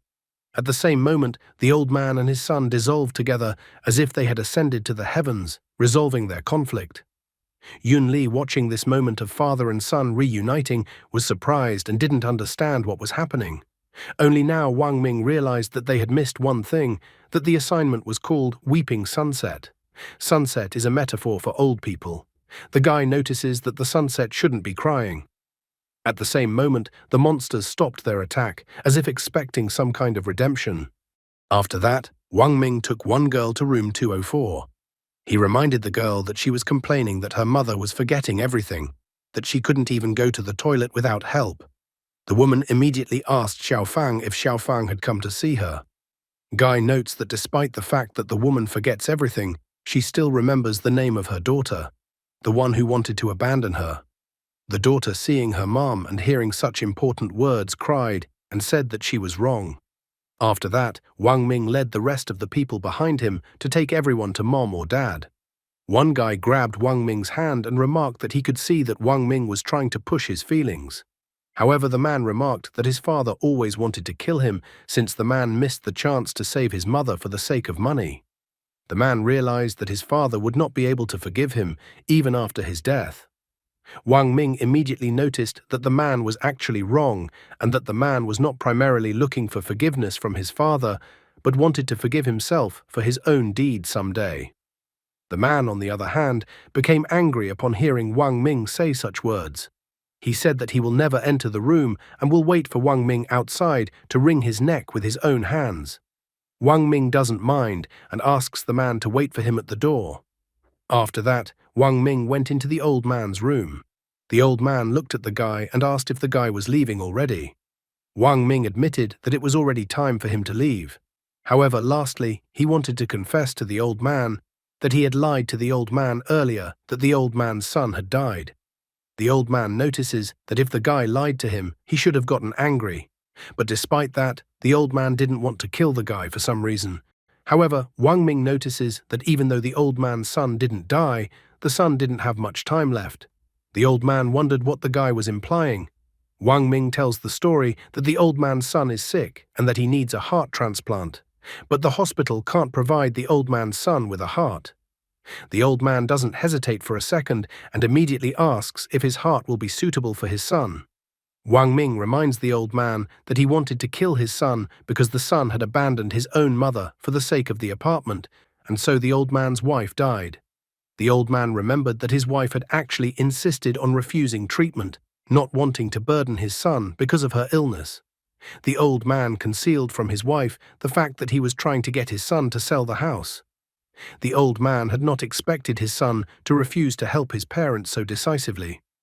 The old man believes that the head doctor will not allow him to leave the nursing home, so he asks that Wang Ming help him and give his heart to the hospital where his son is. The son could not continue to stand outside the door. He immediately opened the door and ran into the room. The man immediately sat down on the floor, bowed to his father, and then apologized to him. The old man inquired if his son was all right. He stroked his son's head and informed him that if his son was okay, he was fine. The father forgave his son, for it was his son. Thus father and son made peace and disappeared. Soon they descended to the first-floor hallway. Yun Li took a look at what Wang Ming was doing and disposed of the 3 rooms she was in charge of in the same manner. However, the key information came too late, so when Wang Ming and Yun Li returned to the first-floor hallway, the other members were already lying in a pool of blood. Wang Ming remarks that it looks like they passed the test. Yun Li thought so too. The guy cheerfully asked the woman if she knew what was at the end of this trial. The woman anxiously inquired what it was. That's when Wang Ming joked that it was a verbal duel. The woman laughed. She even asked that the guy leave his contact so that after they returned to the world of the living, she would treat the guy to dinner. Wang Ming even noticed that after the woman talked about food, then he felt hungry. They were even about to agree to meet at a specific place when the principal suddenly appeared. She declared in the form of a monster that no one from the nursing home would leave alive. Yun Li didn't know what they should do in such a situation. Wang Ming also sadly noticed that the evil spirit card was still in cooldown. The monster-shaped principal was already too close to attack when suddenly a can flew into her face. Wang Ming stated that he had found this jar under the bed in room 501. The guy thought that the principal must be curious about what kind of medicine was in the jar. The woman recognized the jar and realized that it contained sleeping pills. The principal immediately sat down and clutched her head, for she remembered where she had seen that jar of sleeping pills. Wang Ming notices that the woman seemed to think that she had killed her mother. However, the guy notices that before the woman tried to kill her mother, the mother had taken an entire jar of sleeping pills. The woman became furious because she thought her mother would never do such a thing. Wang Ming then grabbed Yun Li's hand and ordered her to run away with him. They just had time to run out of the nursing home before the nursing home began to disappear before their eyes. A message was also shown that the tree wants to stand still, but the wind won't stop. The child wants to take care of his parents, but they couldn't be waited on any longer. The sunset should not be allowed to become empty, for the morning sun is never sad. After that, the bloody courtyard was complete. Suddenly, the sun peeked out, and everything around them became bright as if it was day. Yun Li breathed a sigh of relief that they had accomplished the task they had. Wang Ming also breathed a sigh of relief and was glad that he had prepared in advance. He even reminded the woman again, as he had told her before, that there would be a verbal battle waiting for them at the end of the challenge. Suddenly, someone's hand reached out to the guy from behind. The mysterious woman asked the guy to listen to the whispers of the gods and that the guy's wishes would be granted. After that, a parchment appeared in front of the guy. He was surprised to finally see his reward for passing the test. His reward was the fulfillment of a single wish or dream. Wang Ming decided that he would not wait long or ask for too little. He wrote that he needed to leave along with all of his organs. However, after that, his wish was suddenly erased from the parchment. Wang Ming even began to complain that the god was too greedy. He became furious that did the god count each organ of a person as one wish. Then it turns out, no matter which organ Wang Ming returned, he would still die afterwards. Wang Ming couldn't believe it and wrote on the parchment again and again, carefully formulating his wishes, but time after time, everything he wrote was erased from the parchment. Wang Ming began to complain that since the god refused to fulfill even such a simple wish, it could be considered a deception on the god's part. Finally, Wang Ming thought it over and decided that his wish would be that he wanted to live. He decided that the so-called god should agree to his condition this time. This time, the parchment accepted the guy's entry. An inscription about understanding the logic of the sequence of gods also appeared on the parchment. Wang Ming couldn't understand what the parchment was talking about and what else the sequence of gods and the logic chain were. Suddenly, the parchment began to shine brighter and brighter, and the guy had no choice but to instinctively close his eyes. When he opened his eyes, he saw that he was back in the operating room. He was a little surprised that he had managed to come back to the world of the living, and he was alive, so he still couldn't believe it. However, he looked at his body and noticed a giant scar there, and then he felt sad. The guy didn't know if he could be considered human if he had no organs. He realized that he was sort of alive and sort of not alive. However, he decided to put those thoughts aside, for he was glad that he was able to at least pass the test. Unfortunately, there was one more question he couldn't understand. What was the sequence of gods? Plus, it was creepy what the principal had done to her mother, scattering her remains across the hallway of the nursing home. The guy realized that it seemed like the events in the wishing world couldn't be explained from an ordinary person's point of view. After getting dressed and hiding the scar on his body behind a lot of bandages, the guy decided that the most important thing for him at the moment was to get to the hospital and get x-rayed. As soon as the guy left the building with the operating room where his organs had been taken from him earlier, A strange woman was already watching him from the roof of the building. The woman in an exquisite outfit asked the guy in the new world to keep listening to the whispers of the gods, even though the guy couldn't hear her. Meanwhile, at Wish World in the nursing home, the principal sat on the floor, kneeling in front of her mother. She stated that she was wrong and informed her mother that she could not control herself at that time. However, the mother called her daughter a stupid child and informed her daughter that she never blamed her for anything. The woman felt that she had been a burden to her daughter all along. She was about to point out that if it wasn't for her, her daughter was doing well. However, at that moment, the woman's hands flew apart. Suddenly, a terrifying monster appeared with a giant cleaver in his hands. He declared that the woman was a worthless principal. The woman was immediately frightened upon seeing the butcher. She noted fearfully that she had already killed many people for Butcher. She did not understand why Butcher could not leave her alone, nor could he leave her mother alone. However, Butcher felt that he should not leave the woman and her mother alone. He recalled that the woman's first desire was to be free from the bonds of kinship. The woman's second desire was to resurrect her mother. Butcher notes that God fulfilled this wish. Butcher notes that even though the woman's mother was resurrected piece by piece, it was the woman's fault. It was the woman's fault for failing to properly specify in what form she wanted her mother to be resurrected. After that, he slammed the woman's mother to the floor. The woman was crying and was about to scream when suddenly Butcher abruptly reached over and covered her mouth with his hand and lifted her into the air with one arm. He reminded the woman that if the next time anyone could get out of the nursing home alive, the woman and her mother wouldn't even have a place in the wishing world. Meanwhile, in the real world, at the Linhai People's Hospital, Wang Ming overhears someone complaining that Jiang Gui has disappeared somewhere and that he can't be reached, which worries the woman very much. The woman with short black hair notices that the man said he would find a way to cure old man Liu himself.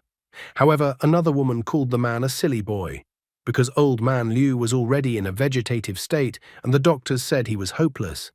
Yet another interviewee remarked that when the man returned, it would be necessary to talk to him. She felt that even though the construction company had paid out $1,000,000, it was impossible to spend all the money on the hospital. The guy realized that it seemed to be Liu Jianggui's family. He sighed sadly because the family did not know yet that Liu would not come back again. Then a doctor came out of room 916 and announced that Wang Ming was next to be seen. The guy immediately announced that he was Wang Ming. After that, the guy went to the computed tomography scan room. The doctor's face was covered with cold sweat when he looked at the X-ray, because he obviously didn't expect to see such a thing. The doctor told the guy that the computed tomography scan machine seemed to be broken, and he even asked Wang Ming to come back tomorrow for an appointment. Wang Ming immediately asked why the doctor thought the machine was broken. The doctor couldn't come up with any other explanation since he couldn't get X-rays of Wang Ming's organs. The doctor thought that it was obviously a problem with the computed tomography scanner because there was no way a living person could be missing all of his internal organs. Wang Ming was upset. The good news for him was that he had somehow managed to survive. However, the bad news was that his internal organs were really gone. The guy informed the doctor that the doctor was right and that the computed tomography scan machine was actually broken. After seeing the doctor, the distraught guy left the hospital and went out into the streets of Linhai City. Wang Ming noticed that although he had no internal organs, he was able to eat, drink, and defecate, so all his body functions were working normally. Looking at the poster of a beautiful girl on one of the buildings, he even wondered if the rest of his body functions were working just as well, and if he would have any problems with girls. However, he immediately slapped himself and then tried to remind himself that he was an honorable man who was far from lowly pleasures. He realized that feelings and love were not for him. Despite all this, he decided that he would check and find out everything by his own hand later. What a varmint Wang Ming is! However, things clearly wouldn't go well for him, as he was already being watched. A creepy girl found him in the world of the living. She clearly wants revenge on the scoundrel for throwing her off the bus and preventing her from fulfilling her wish. The plot of this story continues to swirl. Although Wang Ming was able to leave the wish world and somehow miraculously stayed alive even without all of his internal organs, then his life is not easy. He would not be left out of the consequences of leaving the wish world and other interested parties. Creepy woman, mysterious woman, and butcher are clearly interested in the brash guy. The principal's life is not so simple really, and she suffers. She has to punish other people to save herself and her mother. The plot part with the nursing home is quite sad. First of all, it is a misunderstanding between people, and that first of all it is necessary to communicate in order to understand each other, and not to guess for a person his thoughts, misinterpreting them. Secondly, unfortunately, few people can grow old beautifully.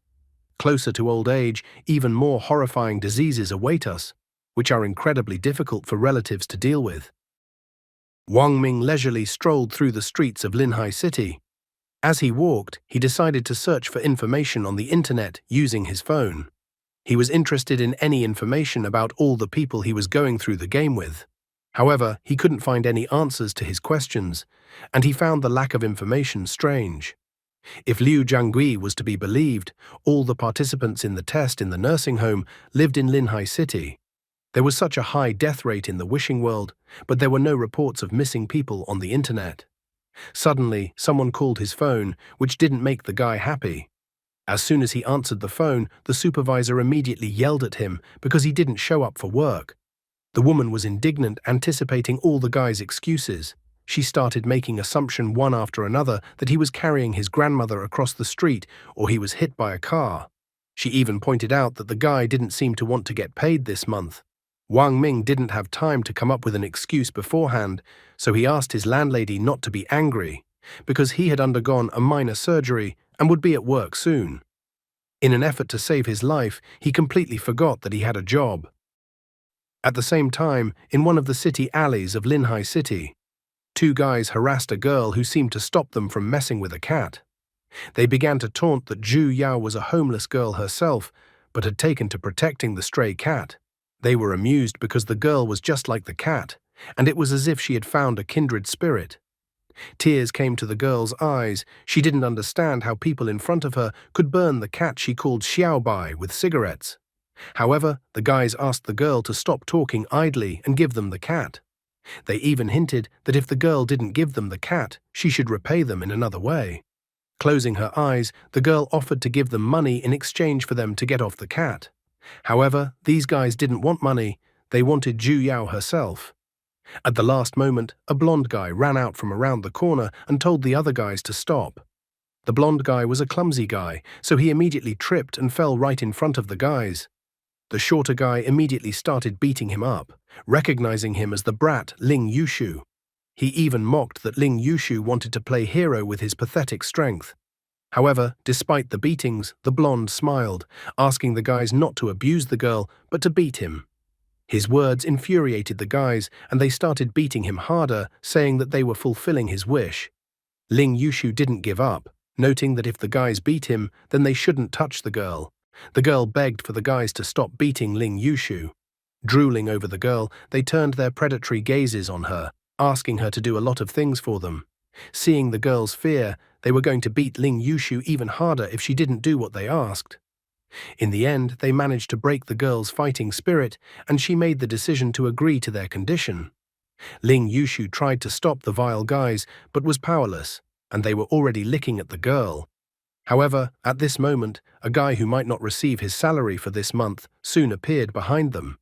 He was outraged that some two pathetic bugs were making such a ruckus. He immediately told them to get out, and if they didn't do it, then don't let them resent him, because he was giving them a chance. One of the guys didn't realize who appeared in front of them at all. The other guy told Wang Ming to stay out of their business. Wang Ming remarked that since the nasty bedbugs hadn't left yet while he was giving them a chance, it meant that they had decided to stay behind to regret their choice. The nasty guys were immediately frightened by the aura that emanated from Wang Ming. They decided to run away after all. However, it was already too late, and Wang Ming called out the number 3.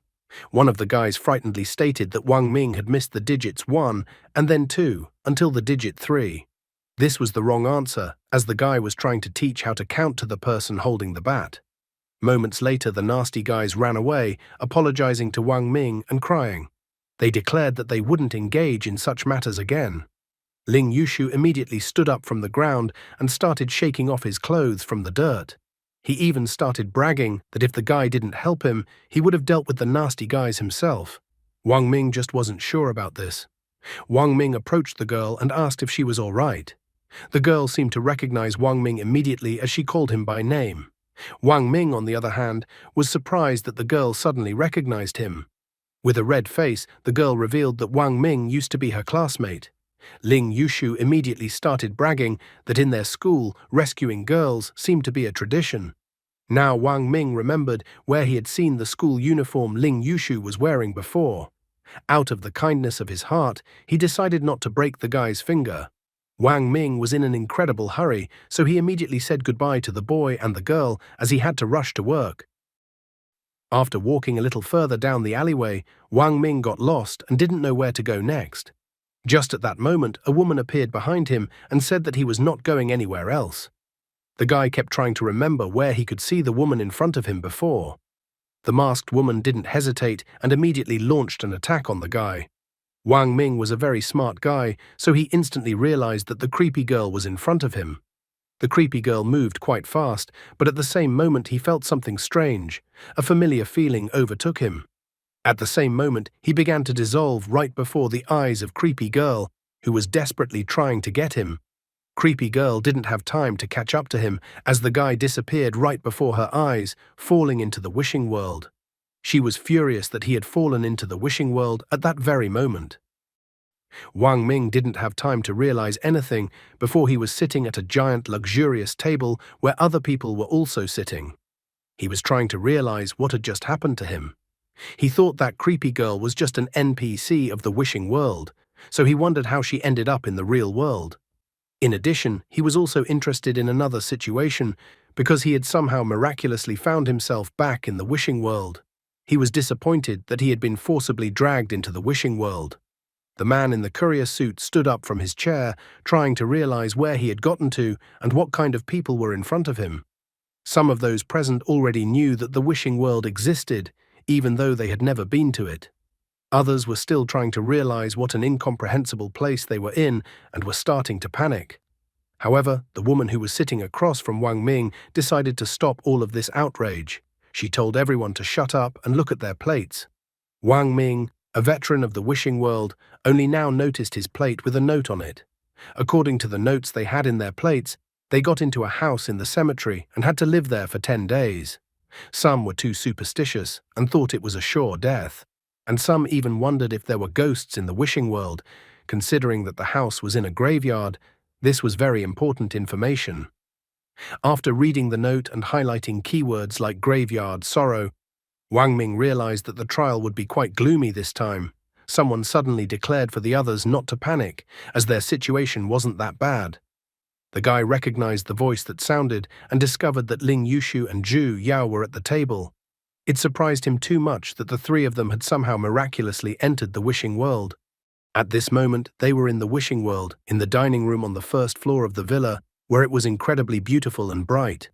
Wang Ming was still surprised that Ling Yushu and Zhu Yao had entered the wishing world with him. The courier was shocked and continued to panic. He pointed out that they were living in a cemetery, and that was enough to consider the situation bad. However, Ling Yushu thought that the courier was wrong. After all, they had never lived in such a luxurious villa and had never eaten such exquisite food. He thought it was incredibly cool to spend 10 days at his leisure in such beautiful surroundings and then have his most cherished wish granted at the end of the ordeal. Ling Yushu did not restrain himself and began to eat the food on the table. He said that they wouldn't be able to get out of this place anyway, so it was best to have a good meal. Some people started to agree with Ling Yushu's opinion. Wang Ming had no idea that this guy was such a hardened optimist. In the end, most of the players decided to relax and eat. One of the guys noticed that Wang Ming got up from the table without eating. He asked where Wang Ming was going, and Wang Ming said he was going to the toilet. He felt that something strange would happen at any moment, so he decided to look around the house. As he walked around the villa, he noticed that the main door was locked, but there was a lot of light in the villa and a light fragrance of color. Looking around the house, he found that the first floor contained the living room, kitchen, dining room, and tea room. On the second floor were a gym, computer room, study, dressing room, and several bedrooms of varying sizes. The third floor had a glazed veranda with plants, a storage room, a music room, and a room filled with dolls. The rest of the rooms on the third floor were empty, so there was room to spread out. After finally looking around the entire villa, Wang Ming went down to the living room on the first floor of the villa. After noticing the cheerful people, he was incredibly angry, for he had not expected such an interaction with the wishing world at all. The courier shook and pointed at the TV in a frightened voice to see if anyone would come out of the TV. Zhu Yao was incredibly frightened to hear such a thing. But everyone around him laughed, and the courier noted that he was only joking. Another guy noticed how cowardly the girl was. The trial hadn't even started yet, and she was already scared. Ling Yushu, like a hero, asked the girl not to be afraid, because if Sadako dared to get out of the TV, he would scream "Chrysanthemum monster." However, at that very moment, the house seemed to shake, and then the TV turned on by itself. The TV showed a shot of the all-too-familiar well. All the players present instantly stopped laughing when they saw the familiar well on the TV. They started to get scared that whether Sadako would really come out of the TV, but at that moment the picture cut off, and the interference started. The players exhaled instantly. The girl even thought that it was just a bad signal, and they were all making a fool of themselves because no Sadako was going to show up. As soon as she said that, the girl's intimidating figure began to emerge from the TV. The players were incredibly frightened when they noticed Sadako's appearance. The girl froze from the rhinestone, so the intimidating and bony Sadako caught her rather quickly. The girl called out for help, but the bony Sadako didn't wait long and simply snapped the girl's neck. Wang Ming, being an experienced survivalist in the wishing world, didn't give in to panic like the others. He took the TV remote and simply turned off the TV. At the same moment, Sadako, who had climbed out of the TV, began to disappear. The courier was surprised at how savvy Wang Ming was. The other guy was surprised that all they had to do to make Sadako disappear was to turn off the TV. Wang Ming wasn't too pleased, because as soon as the courier opened his mouth to talk about Sadako, she came right out of the TV. The courier himself was surprised at what happened after he mentioned Sadako. Ling Yushu found the moment with the courier suspicious. He even thought that maybe the courier had the ability to turn words into reality. They were in the wishing world, so it wasn't a possibility to be brushed aside. He even asked the courier to say that he had Dia Chang hanging on his belt to test his theory. The courier uttered the phrase with obvious disbelief, but Ling Yushu was not satisfied with it, and he asked him to repeat it loudly and confidently. The courier yelled the agreed-upon phrase at the top of his voice, but nothing happened. It was now clear to everyone that the courier didn't have the ability to translate words into reality. One guy didn't know how they could survive 10 days if one person had already died so quickly. The girl, whose name was Meng Yumian, pointed out that in the beginning the death rate was always high, so in order to survive, they needed to understand the rules and avoid trouble as quickly as possible. The guy was worried about the fact that according to the movie, everyone who watches the movie always dies in the end. However, Wang Ming intervened in their conversation, reminding the others that if the rules were like the movie, turning off the TV wouldn't help them. Meng Yumian pointed out that Sadako was the ghost from the Japanese movie, and they had already seen her, so she wondered who would be next. She even thought about the fact that maybe their next problem would be Kuchisake Onna, also known as slit-mouthed woman. As soon as she said that, the next moment their worst nightmare materialized. Kuchisake Onna smashed the floor during her appearance in the living room of the first floor of the villa. Meng Yumian could not hide her smile after the woman appeared. Wang Ming immediately noticed that the girl had specifically mentioned Kuchisake Onna as if she was going to check them out. Ling Yushu didn't hesitate and was the first to run away, grabbing the hand and dragging the still-frozen Zhu Yao behind him. The other players followed suit and started running up the stairs as well. However, one person didn't manage to run far and was caught up by a woman. She immediately asked the man if she was beautiful or not. Without waiting for an answer, she pointed her blade at the man, leaving him no chance to escape. The woman then turned her gaze to the fleeing man and asked them again if she was beautiful. The guy closest to her was shocked. He was surprised that the woman still hadn't disappeared, which meant she would continue her bloody trek. Everyone ran upstairs, trying to find a room where they could hide from the woman's pursuit. After running into the room and closing it, Wang Ming began to listen, quickly realizing that the woman seemed to be coming up the stairs already. He even took out the evil spirit card, realizing that if the woman entered the room, he would be forced to use the card. At this moment, he was called out by Lin Yushu, who was standing behind him, startling the guy. He asked Wang Ming not to worry as they would surely be fine. Wang Ming was surprised to find Zhu Yao and Ling Yushu in the same room that he himself hid in. He immediately paid attention to what the guy said, asking the guy to explain the details.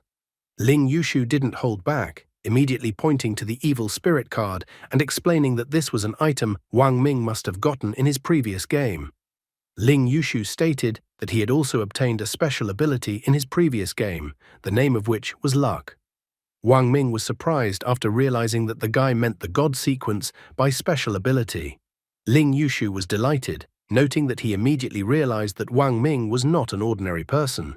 He didn't expect Wang Ming to know about the sequence of gods. Ling Yushu immediately started bragging that his luck was his sequence of gods, so he thought that Wang Ming could be calm. He even declared that everyone with him was under the protection of luck.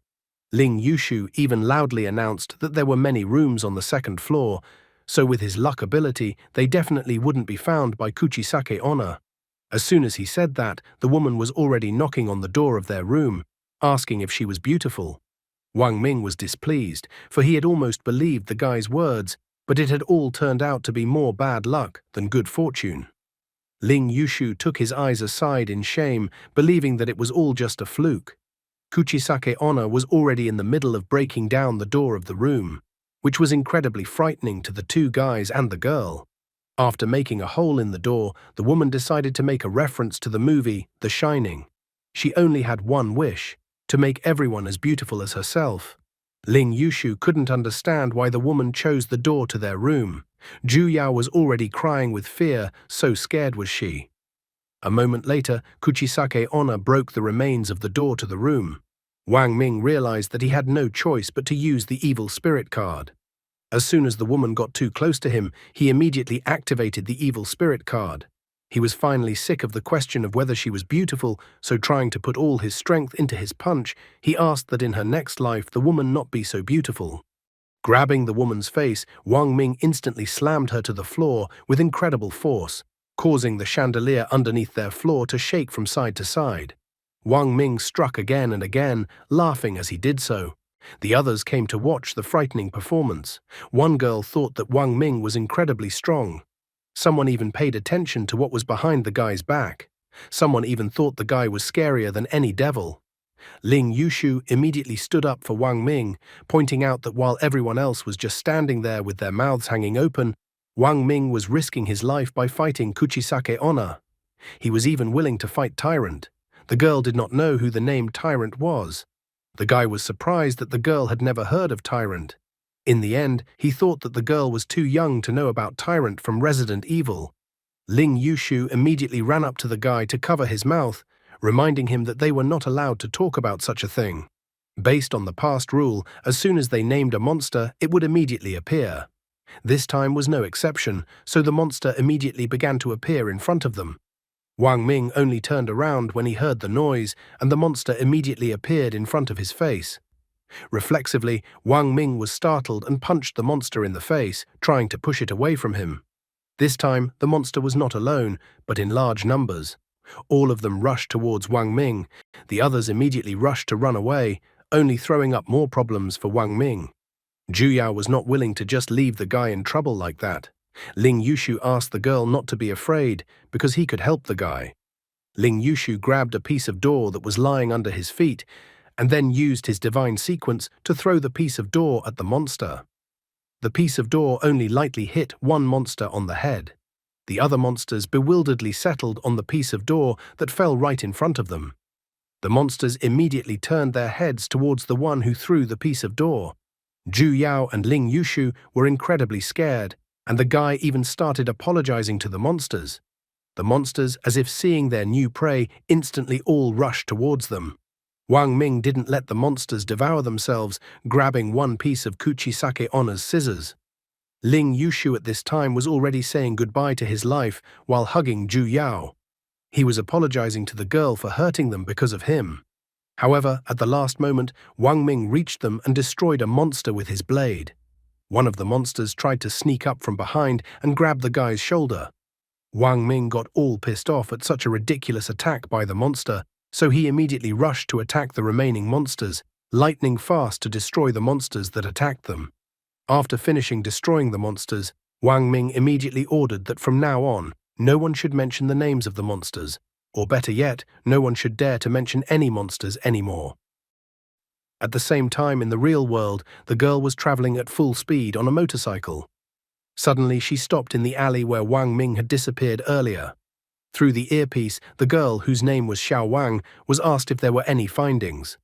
The girl noted that the person was already in the wishing world, and judging by the residual ripples at the scene, the person was forcibly pulled into the wishing world.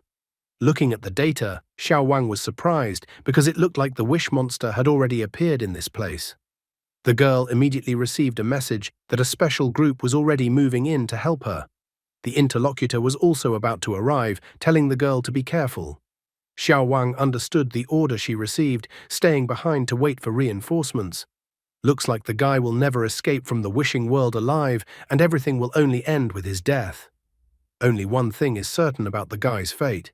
He will definitely be fired and will be left without a salary.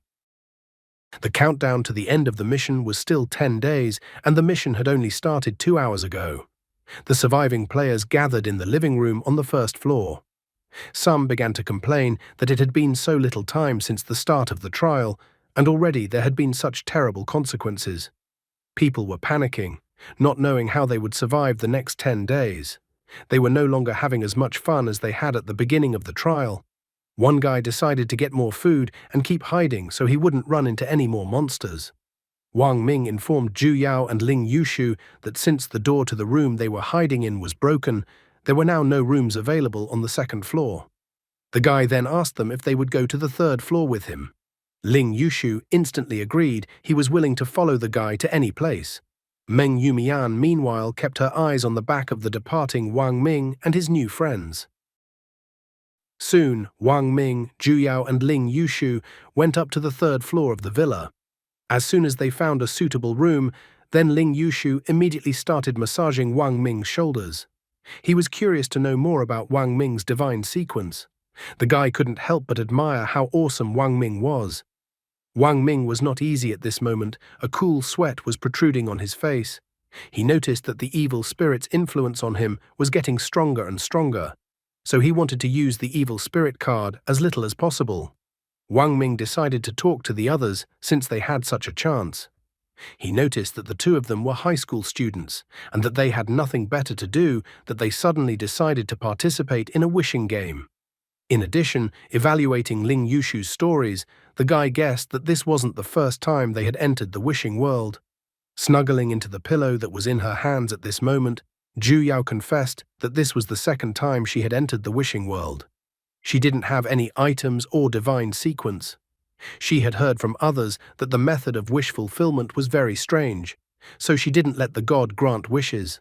The girl thought that she probably wouldn't make any wish this time either. According to Wang Ming's knowledge of the wishing world, only those at death, or those whose desire had reached the limit, could enter the wishing world. Therefore, he wondered how the girl had gotten into the wishing world last time. The girl sadly confessed that at that moment she had wished very hard for one particular person to die. And in that moment, she had actually died.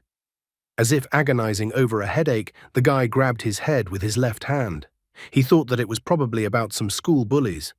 Wang Ming advised the girl to make a wish this time that no one would ever hurt her again, and that she would have the strength to stand up for herself.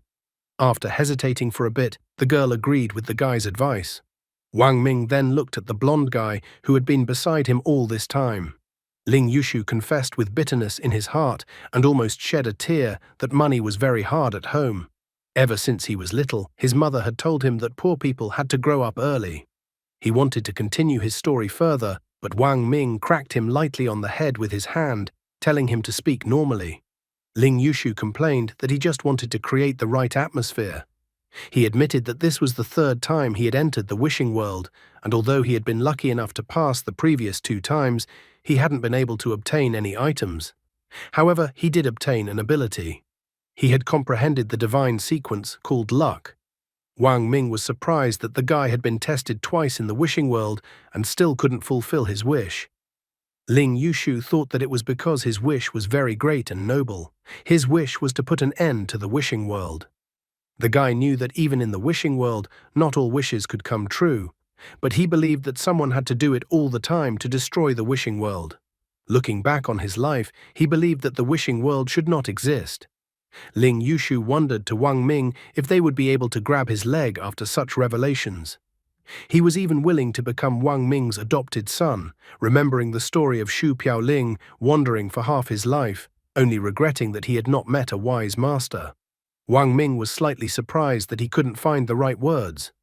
Seeing Wang Ming's silence, Ling Yushu immediately grabbed his legs, saying that he thought Wang Ming was ready to become his adoptive father.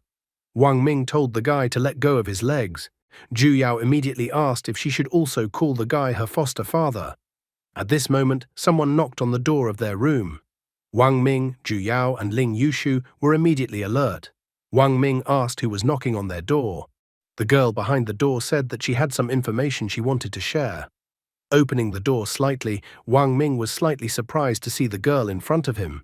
He remembered that Meng Yumian had summoned Kuchisake Onna to the villa, so he didn't see why he should believe her. Meng Yumian was interested in the ability that Wang Ming used. The girl decided to inform him that she also had an ability. With her ability, she could directly obtain one key clue for the trial in the wishing world. She even wanted to tell the guy the clue first as a sign of goodwill.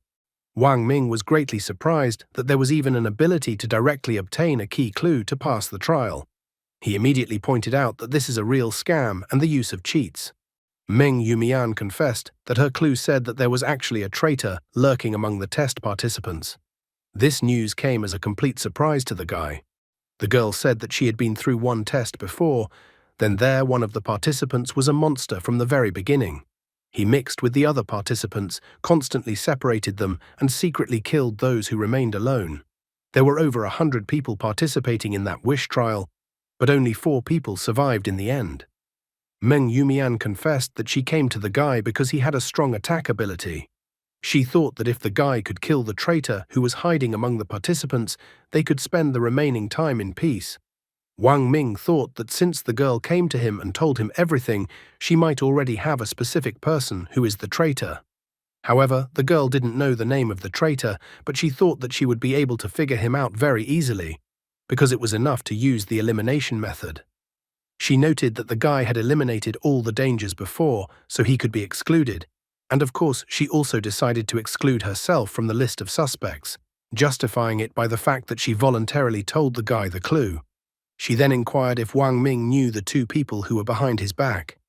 Ling Yushu became indignant after hearing the unkind tone in the girl's words. Zhu Yao also denied that she was a traitor. Wang Ming immediately admitted that he and the girl knew each other, so he stood up for them. After hearing the guy's words, Meng Yumian decided to eliminate Zhu Yao and Ling Yushu from the list of suspects. She believed that whether it was an act of pretense or possession, it would be easy for people she knew to spot a trick. Suddenly, the tone of the girl's voice changed. Meng Yumian thought that if there was a traitor in this trial, then he would surely choose someone who had no ties with the others. Her gaze became frantic as she stated that since the 4 of them are beyond suspicion, their further plan is simple. Since the traitor must definitely be among the other players, they could simply eliminate all the other players, and then the threat would disappear by itself. Hearing the girl's words, Zhu Yao and Ling Yushu were startled. Wang Ming wondered if the girl had voiced the same method of elimination that the girl had originally boasted about. He reminded her that if you die in the wishing world, you would also disappear in the real world. Wang Ming pointed out that what the girl was talking about was not some kind of game, but an actual massacre. However, Meng Yumian was mad. She couldn't understand the guy's moral compass. The girl reminded that they were in the wishing world, where there were no laws of the real world. She had the clue and the guy had the power, so she thought that the most correct choice was to team up with the guy and then quickly pass the test. Wang Ming recalled his first trial on the bus, where the crowd almost threw a pregnant woman off the bus. The guy wanted to understand what it meant to make the most right choice. In the end, he recognized that the girl was right, that there is no order in this world, and even more so, there are no limits to the law. So to survive, to fulfill your desires, sometimes you have to do crazy things because of the circumstances. The girl was delighted. for she too believed that there was nothing more important than life. However, the guy reminded her that they were all human, which confused the girl. Wang Ming explained that even if this world causes the brave to die in vain, the merciful to kill, and those seeking salvation to despair, and even if the selfishness and cruelty in human nature outweigh the greatness of the soul, they are still all human. He didn't know if he could get out of this world alive, but he definitely knows that his humanity shouldn't disappear in this place, so he decided to refuse the girl's offer. Meng Yumian was furious that the guy refused her offer. She even thought the guy was too naive. The girl thought that in the wishing world, mercy was the most ridiculous thing. She even remarked that maybe the guy thought he was very strong, that he could safely walk away and let a god fulfill his cherished wish. She then inquired what Zhu Yao and Ling Yushu thought about it. Ling Yushu felt that his foster father's choice was his choice. Zhu Yao didn't want to hurt anyone unnecessarily either. Meng Yumian was incredibly angry and emotional, calling them all crazy. Wang Ming realized that the girl didn't share the clue unselfishly, but just saw how he had dealt with the monsters earlier, and so she wanted to take advantage of him. Wang Ming promised that he would also give her a return clue later as a token of gratitude, but the cooperation the girl offered was out of the question. Wang Ming then told the girl to leave, slamming the door in front of her nose. Standing in front of the closed door, the girl continued to call the two guys and the girl a bunch of lunatics who were looking for death themselves. Ling Yushu admired his foster father, noting that his speech was awesome. Zhu Yao also thought the guy's speech was awesome. Proudly cocking his head upwards, the guy asked them not to worry, as it was a common thing for him. Ling Yushu recalled that he and Zhu Yao had told how they got to the wishing world, but they wondered how Wang Ming got to the wishing world. The guy proudly stated that his name was Wang Ming and that he was an ordinary person. Zhu Yao and Ling Yushu were not impressed by the guy's story. They were clearly expecting more details about how the guy had gotten to the wishing world. Thinking about it, Wang Ming didn't know what else to tell them. After all, if he told them that all of his internal organs had been removed from his body, they would be scared to death. So Wang Ming decided to change the subject, reminding them that based on their experience, as long as all the players didn't call out the names of the monsters, then they were all safe. And since there was no danger right now, they needed to have time to rest. Wang Ming volunteered to be on duty for the first half of the night. Smoothly, the time approached nightfall, which was unsafe given the location of the villa. The countdown to the end of the trial was still 10 days, as only 13 hours had passed since the beginning of the trial. While Zhu Yao and Ling Yushu were sleeping peacefully, Wang Ming was sitting on a chair and drinking tea. He was incredibly bored, so while he had time, he decided to study the divine sequence he possessed. Divine sequence, logical chain, reinforcement. Through the establishment of a logic chain, temporarily amplifies the level of divine gift, spirit, physique, strength, and so on.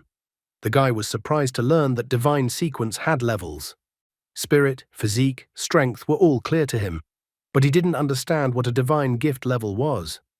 Suddenly, there was a creaking sound in the silence of the night. Wang Ming noticed that the sound came from the next room, assuming it was the sound of someone's footsteps. Wang Ming was surprised to hear the sound of a door opening, as the neighboring room was a doll warehouse and no one lived there.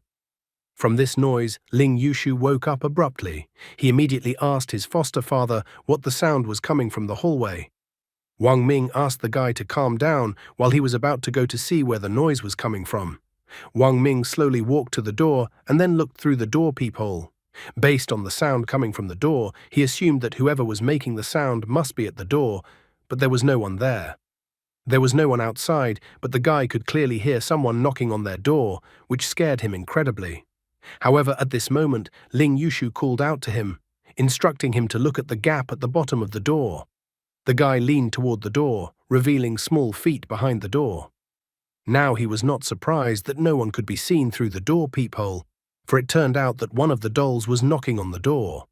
At this moment, the doll's eye dropped under the door, and through the door crack crept into the room.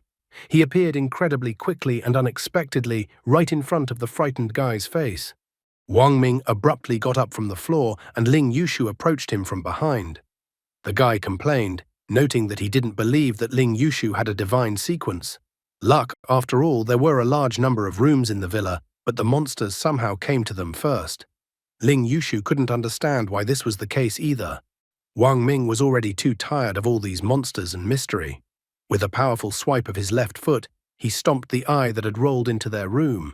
As soon as he did that, there was an immediate knock on their door. From the fact that there was a loud knocking on the door, Ju Yao woke up and didn't realize what was happening. The blonde man asked the girl not to worry, for they would definitely protect her. A moment later, the doll kicked the door and it flew towards the guys. Wang Ming immediately commanded the guy to step aside. There was a monstrous aura emanating from the one-eyed doll standing in the doorway.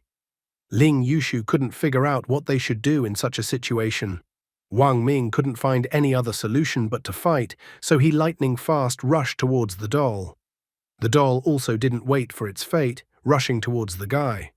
Since Wang Ming had no other choice, he used the evil spirit card and then dealt a powerful blow to the puppet.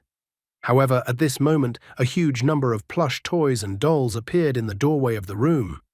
Wang Ming was too exposed to the evil spirit, so he rushed out to destroy the other toys and dolls. Grabbing the candlestick, Ling Yushu asked that the toys stay away from them. The girl also tried to defend herself but was too scared. At this moment, when it seemed like it couldn't get any worse, a hand appeared in the doorway. The monsters that Wang Ming had dealt with earlier reappeared. At this time, there were also monsters walking in the corridor of the villa.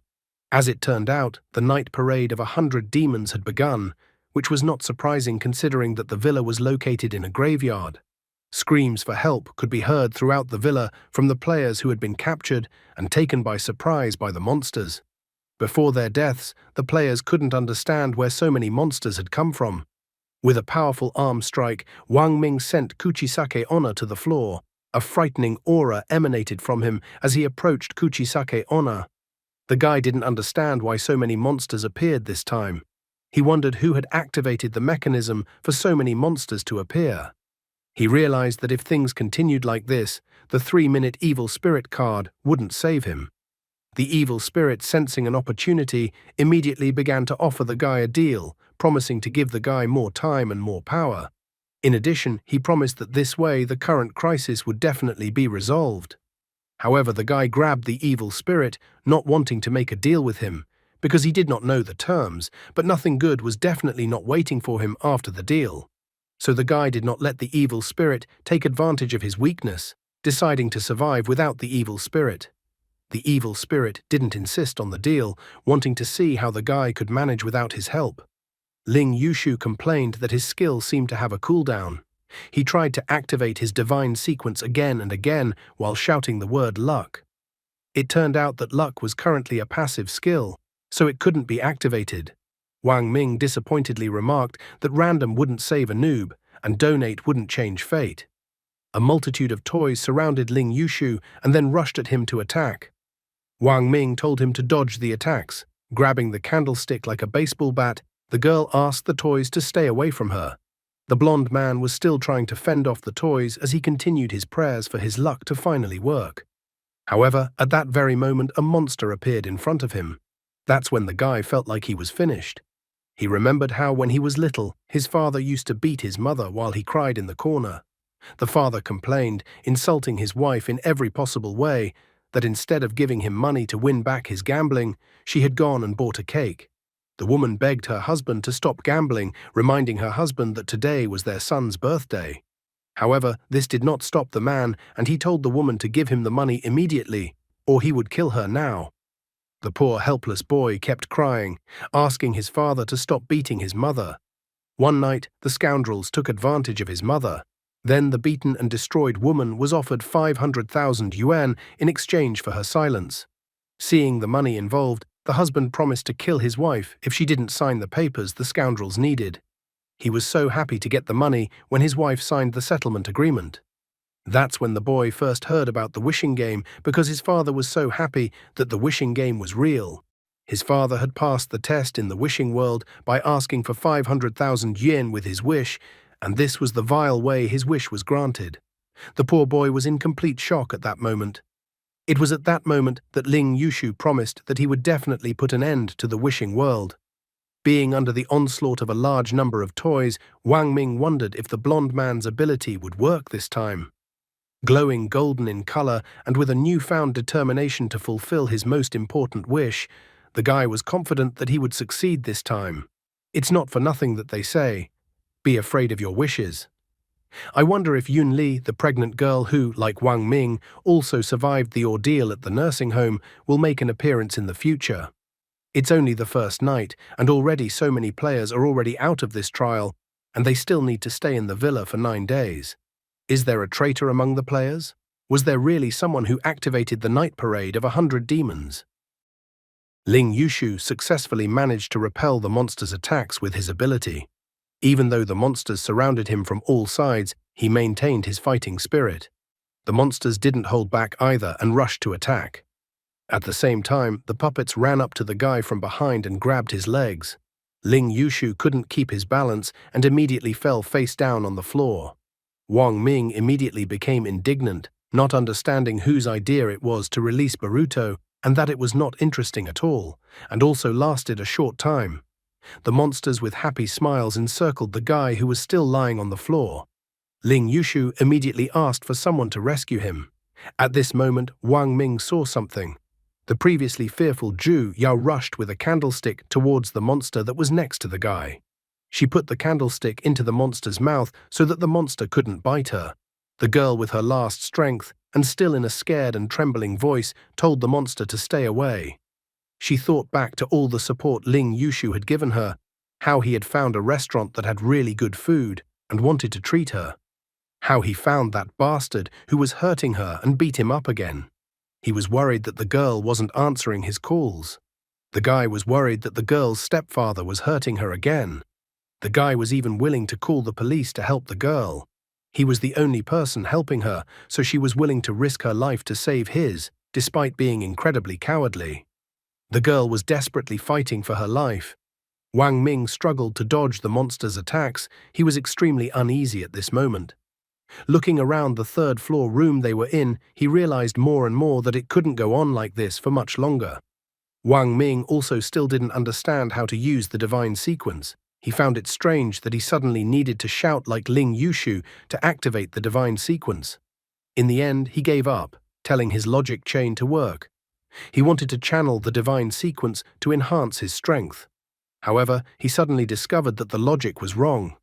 He thought that perhaps it was simply that he was too strong, and that was why his strength was able to increase manifold. However, he still saw the inscription that the logic was wrong. The information he received made him incredibly furious, causing a vein on his forehead to throb.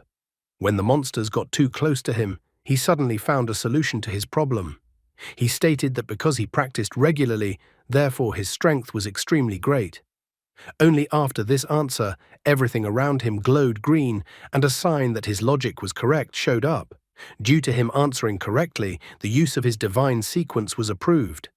Suddenly, everything around him glowed with golden energy, causing the monsters around him to be thrown away from him. He immediately threw the monsters away from him, as if creating a stone wall, which he used to hit the monsters. The monsters stared suspiciously at the guy who had a golden aura emanating from him. Ling Yushu was incredibly excited, declaring that his foster father was his support. Zhu Yao was also surprised at how strong Wang Ming appeared to be. It was as if the guy had gained an ability similar to that of Liserg Dethel. He was ecstatic after realizing how his divine sequence, logic chain, worked. Looking at his fist and the golden chains around it, he noted that compared to the evil spirit card, his divine sequence was much more powerful. Still looking at his hands, he felt that he was incredibly strong right now. Easily tossing the monsters surrounding him aside, he felt his strength had indeed increased. The monsters felt no fear, so they decided to attack the guy again. Ling Yushu was worried about his new foster father, so he asked him to be more careful as the monsters once again decided to attack his foster father. However, Wang Ming thought that the monsters' attack was not that scary, because he would definitely deal with them now. He rushed forward with incredible speed, leaving a yellow trail behind him as if he was yellow lightning. At full speed, he threw the monsters into the wall. Then, walking over to the defeated monsters, he examined them. After deciding that the monsters in their room were finished, the guy thought about going to the second floor and helping the other players. After going down to the second floor, the guy noticed that the other guy with glasses wasn't having much trouble. Meng Yumian, who was standing next to the guy with glasses, had a chainsaw in her hands in general. Wang Ming immediately realized that these players also had items from the wishing world. The guy only smiled after realizing the situation. After all, while the others were holding back the other monsters, he only had to deal with the remaining 3 monsters that had pounced on him. The shouts of the players and the battles with the monsters still continued to echo throughout the villa. Soon morning came, signaling that the 100-demon night parade was over. All the survivors went down to the living room on the first floor of the villa. Courier noted fearfully that if it wasn't for the items a few players had, they would have all likely died. He sadly noted that there were 10 people left out of 24. The courier was terrified because it had only been one day and already more than half of the players were dead. Sitting on the couch, Wang Ming tiredly noted that Ling Yushu's luck was not helping. The blonde man thought with a smile that it couldn't be said that it wasn't working since he was still alive. He joyfully stated that he had finally realized what his ability was. Ling Yushu folded his hands in the shape of a heart, smilingly noting that meeting Wang Ming was the luck of his life. Wang Ming seemed to not like the blonde man's answer. He asked the blonde man if the blonde man's luck could work on others. Ling Yushu believed that in theory, his luck ability should act on other people. Even though it was a passive skill, in his mind, luck could protect other people besides him. Wang Ming wondered if the ability had a cooldown or its own price for use. Ling Yushu realized that using divine sequence and wish items had its own price, but he unfortunately couldn't yet figure out what the price of luck was. He even assumed that the failures that were happening to him were the price for using luck. Wang Ming seriously thought about the guy's words. Thinking back to the time he spent with him at the villa, he realized that what constantly happened to Ling Yushu was similar to Ling Yushu's assumption. The blonde man wondered what the price was for using Wang Ming's divine ability. Wang Ming thought that his price for using divine abilities might also be failure when he remembered the time he was bitten by a zombie. He admitted that after he activated the ability, the zombie, which was not yet fully dead, immediately bit him on the leg. There were a lot of people around, but it bit him. Lucky for the guy, the zombie had no teeth, so he was fine. Ling Yushu instantly realized that Wang Ming was implying that Ling Yushu's luck had compensated for the price Wang Ming had to pay for using the ability. Wang Ming had assumed this development based on yesterday's situation, where the price of his logic chain seemed to be some kind of accident that should have happened to the guy. If everything was as the guy thought, then his accident could have been prevented due to Ling Yushu's luck. Ling Yushu came to be delighted and even cheerfully said that they could be perfect partners then. At the same moment, Ling Yushu noticed Meng Yumian walking with a chainsaw towards them. The joy from the guy's face instantly left. Still sitting on the sofa and looking at Meng Yumian, the guy asked if she was looking for him. The girl suddenly decided to introduce herself. She stated that her name was Meng Yumian. She then revealed that this was the 3rd time she had entered the wishing world. Her chainsaw was an object of desire, and her divine ability was seer. Meng Yumian even confessed that the first time she entered the wishing world, she had resurrected her dead son. However, her son had become incredibly frightening. Every day he needed to eat fresh raw meat. When Meng Yumian entered the wishing world for the 2nd time and passed the test, her wish was for her son to become a normal person again.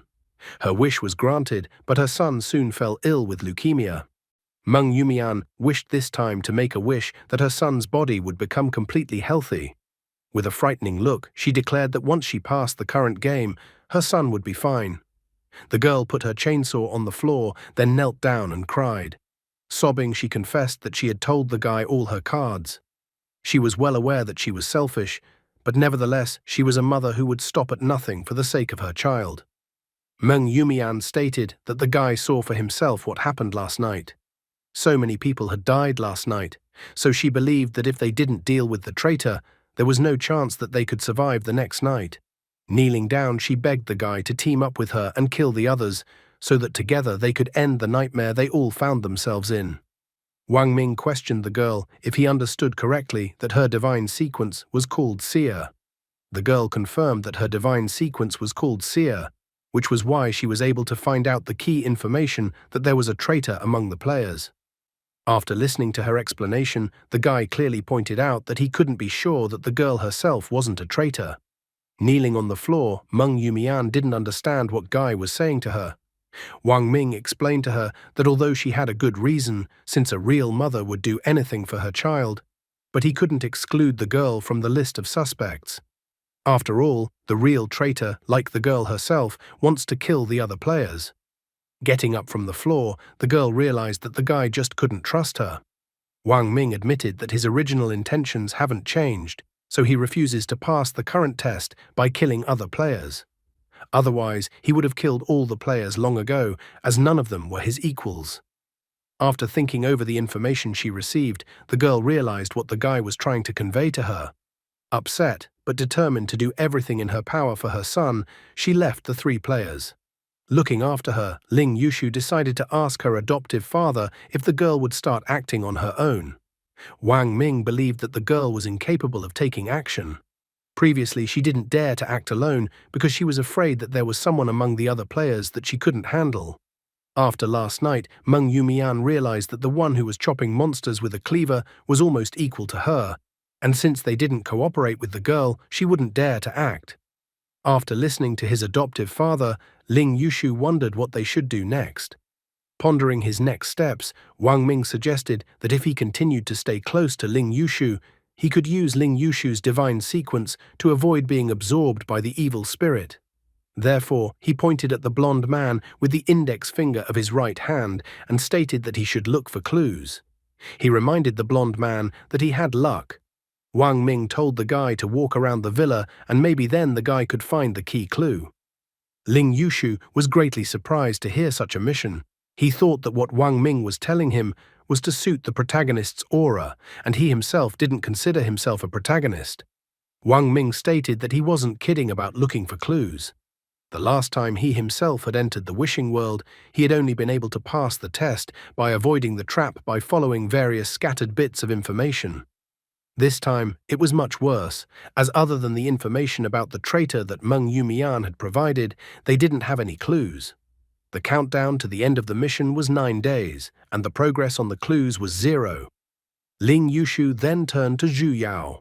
He reminded her that since he and Wang Ming were near each other, the next time there was danger, the girl should not be foolish and block him from the monsters. He, as a man, was ashamed that he couldn't protect the girl, so he couldn't let the girl die before him. The guy gave the girl his tessar for cutting bones so that the girl could defend herself. Zhu Yao informed the blonde man that she hadn't thought of such things, so she apologized to the guy. Ling Yushu felt that he was the one who should be thanking the girl. He also asked her to be meaner, because then others wouldn't dare to offend her. The girl with innocent eyes agreed with the guy. He even asked the girl to yell at him, and when the girl got nervous, he told her to yell at him again. But the girl wasn't ready for that and asked for forgiveness with a trembling voice. Wang Ming was increasingly worried about one thing. The monsters that appeared last night were clearly much stronger than the ones that appeared during the day. He decided to take the encounters with Kuchisake Onna as an example. He had killed her with the power of evil spirit during the day, but last night the power of logic chain was clearly much stronger than evil spirit, but it was harder to deal with Kuchisake Onna. Based on the situation, he made the assumption that the strength of monsters increased with time or the number of appearances, which meant that at the end of this trial there was a chance that he himself wouldn't be able to stand up to the monsters. Zhu Yao immediately started apologizing, stating that she was ruining everything. Wang Ming felt that their situation was not the girl's fault. In addition, he pointed out that Ling Yushu was only slightly stronger than the girl. To the blonde man, those words felt like a blow to the head. He stated that the foster father was so perceptive. Wang Ming continued his speech about monsters. Previously, they had assumed that the monster's appearance mechanism was due to the action of speaking. If this mechanism was correct, then they did not know who was able to summon so many monsters last night. It's unknown why the traitor didn't continue to summon new monsters, if in fact the monsters were summoned by the traitor. Besides, based on this logic, the traitor could have summoned a more terrifying monster to finish off the other players. After analyzing the situation, Wang Ming concluded that the original monster summoning mechanism was no longer working. The blonde man agreed with his foster father's conclusion. Wang Ming admitted that he had a way to figure out the traitor without killing other players. In addition, he guessed how he could figure out the true cause of the monsters. The blonde wondered what was the best way to figure out the traitor. Wang Ming asked the girl to step aside for now, as he wanted to talk to the guy in confidence. He also asked the girl not to overhear their conversation, and if there was any danger, he asked the girl to shout so that they could hear. The girl agreed to do what Wang Ming told her without a second thought. Ling Yushu, looking at the trailing girl, told Wang Ming that there was no need to hide anything from the girl. Zhu Yao was very kind, so he didn't believe that the girl could ever harm them. The blonde man also revealed that the girl was constantly bullied at school. He noted that Wang Ming had only encountered them during the bullying once, while for the girl, the bullying had happened so many times that she couldn't even remember all the instances anymore. They poured chalk into her glass, shredded her textbooks and backpack, smeared glue on her chair and desk, and even poured dirty water on the girl. School for the girl was scarier than the wishing world. The girl's family was much scarier than school. Her stepfather was a bastard who constantly tried to harass the girl. The guy did not understand at all how the girl in such an environment was able to keep a good heart and not embitter the whole world. Wang Ming asked the blonde man not to worry because he didn't want to exclude the girl from their group. The girl's temporary sidelining was just a necessary part to test his hunch. The blonde man was glad that it wasn't that bad. Now Wang Ming cut to the chase, stating that last night while on duty, he had secretly called out the name of a certain monster. The blonde man was scared that his foster father had done something similar. Wang Ming admitted that he just wanted to test the mechanism. If the monster had actually appeared, he would have easily dispatched the monster. However, even though he had given the monster's name, the monster still hadn't appeared. Based on his inspection, Wang Ming concluded that the real mechanism for monsters to appear was to mention the monster in the presence of a traitor or some specific person. The blonde man was surprised by his foster father's boldness. However, Wang Ming also noticed one potential vulnerability in the rules of the game. When Meng Yumian told them the information about the traitor, they immediately ruled out the three of them as suspects. But it was possible that in the game, the traitor himself might not know that he was actually a traitor. Ling Yushu realized that with the method Wang Ming came up with, it was possible to truly exclude the traitor. Wang Ming ordered the blonde man to call out the monster's name, and if the monster appeared, Wang Ming would finish it off with a single blow.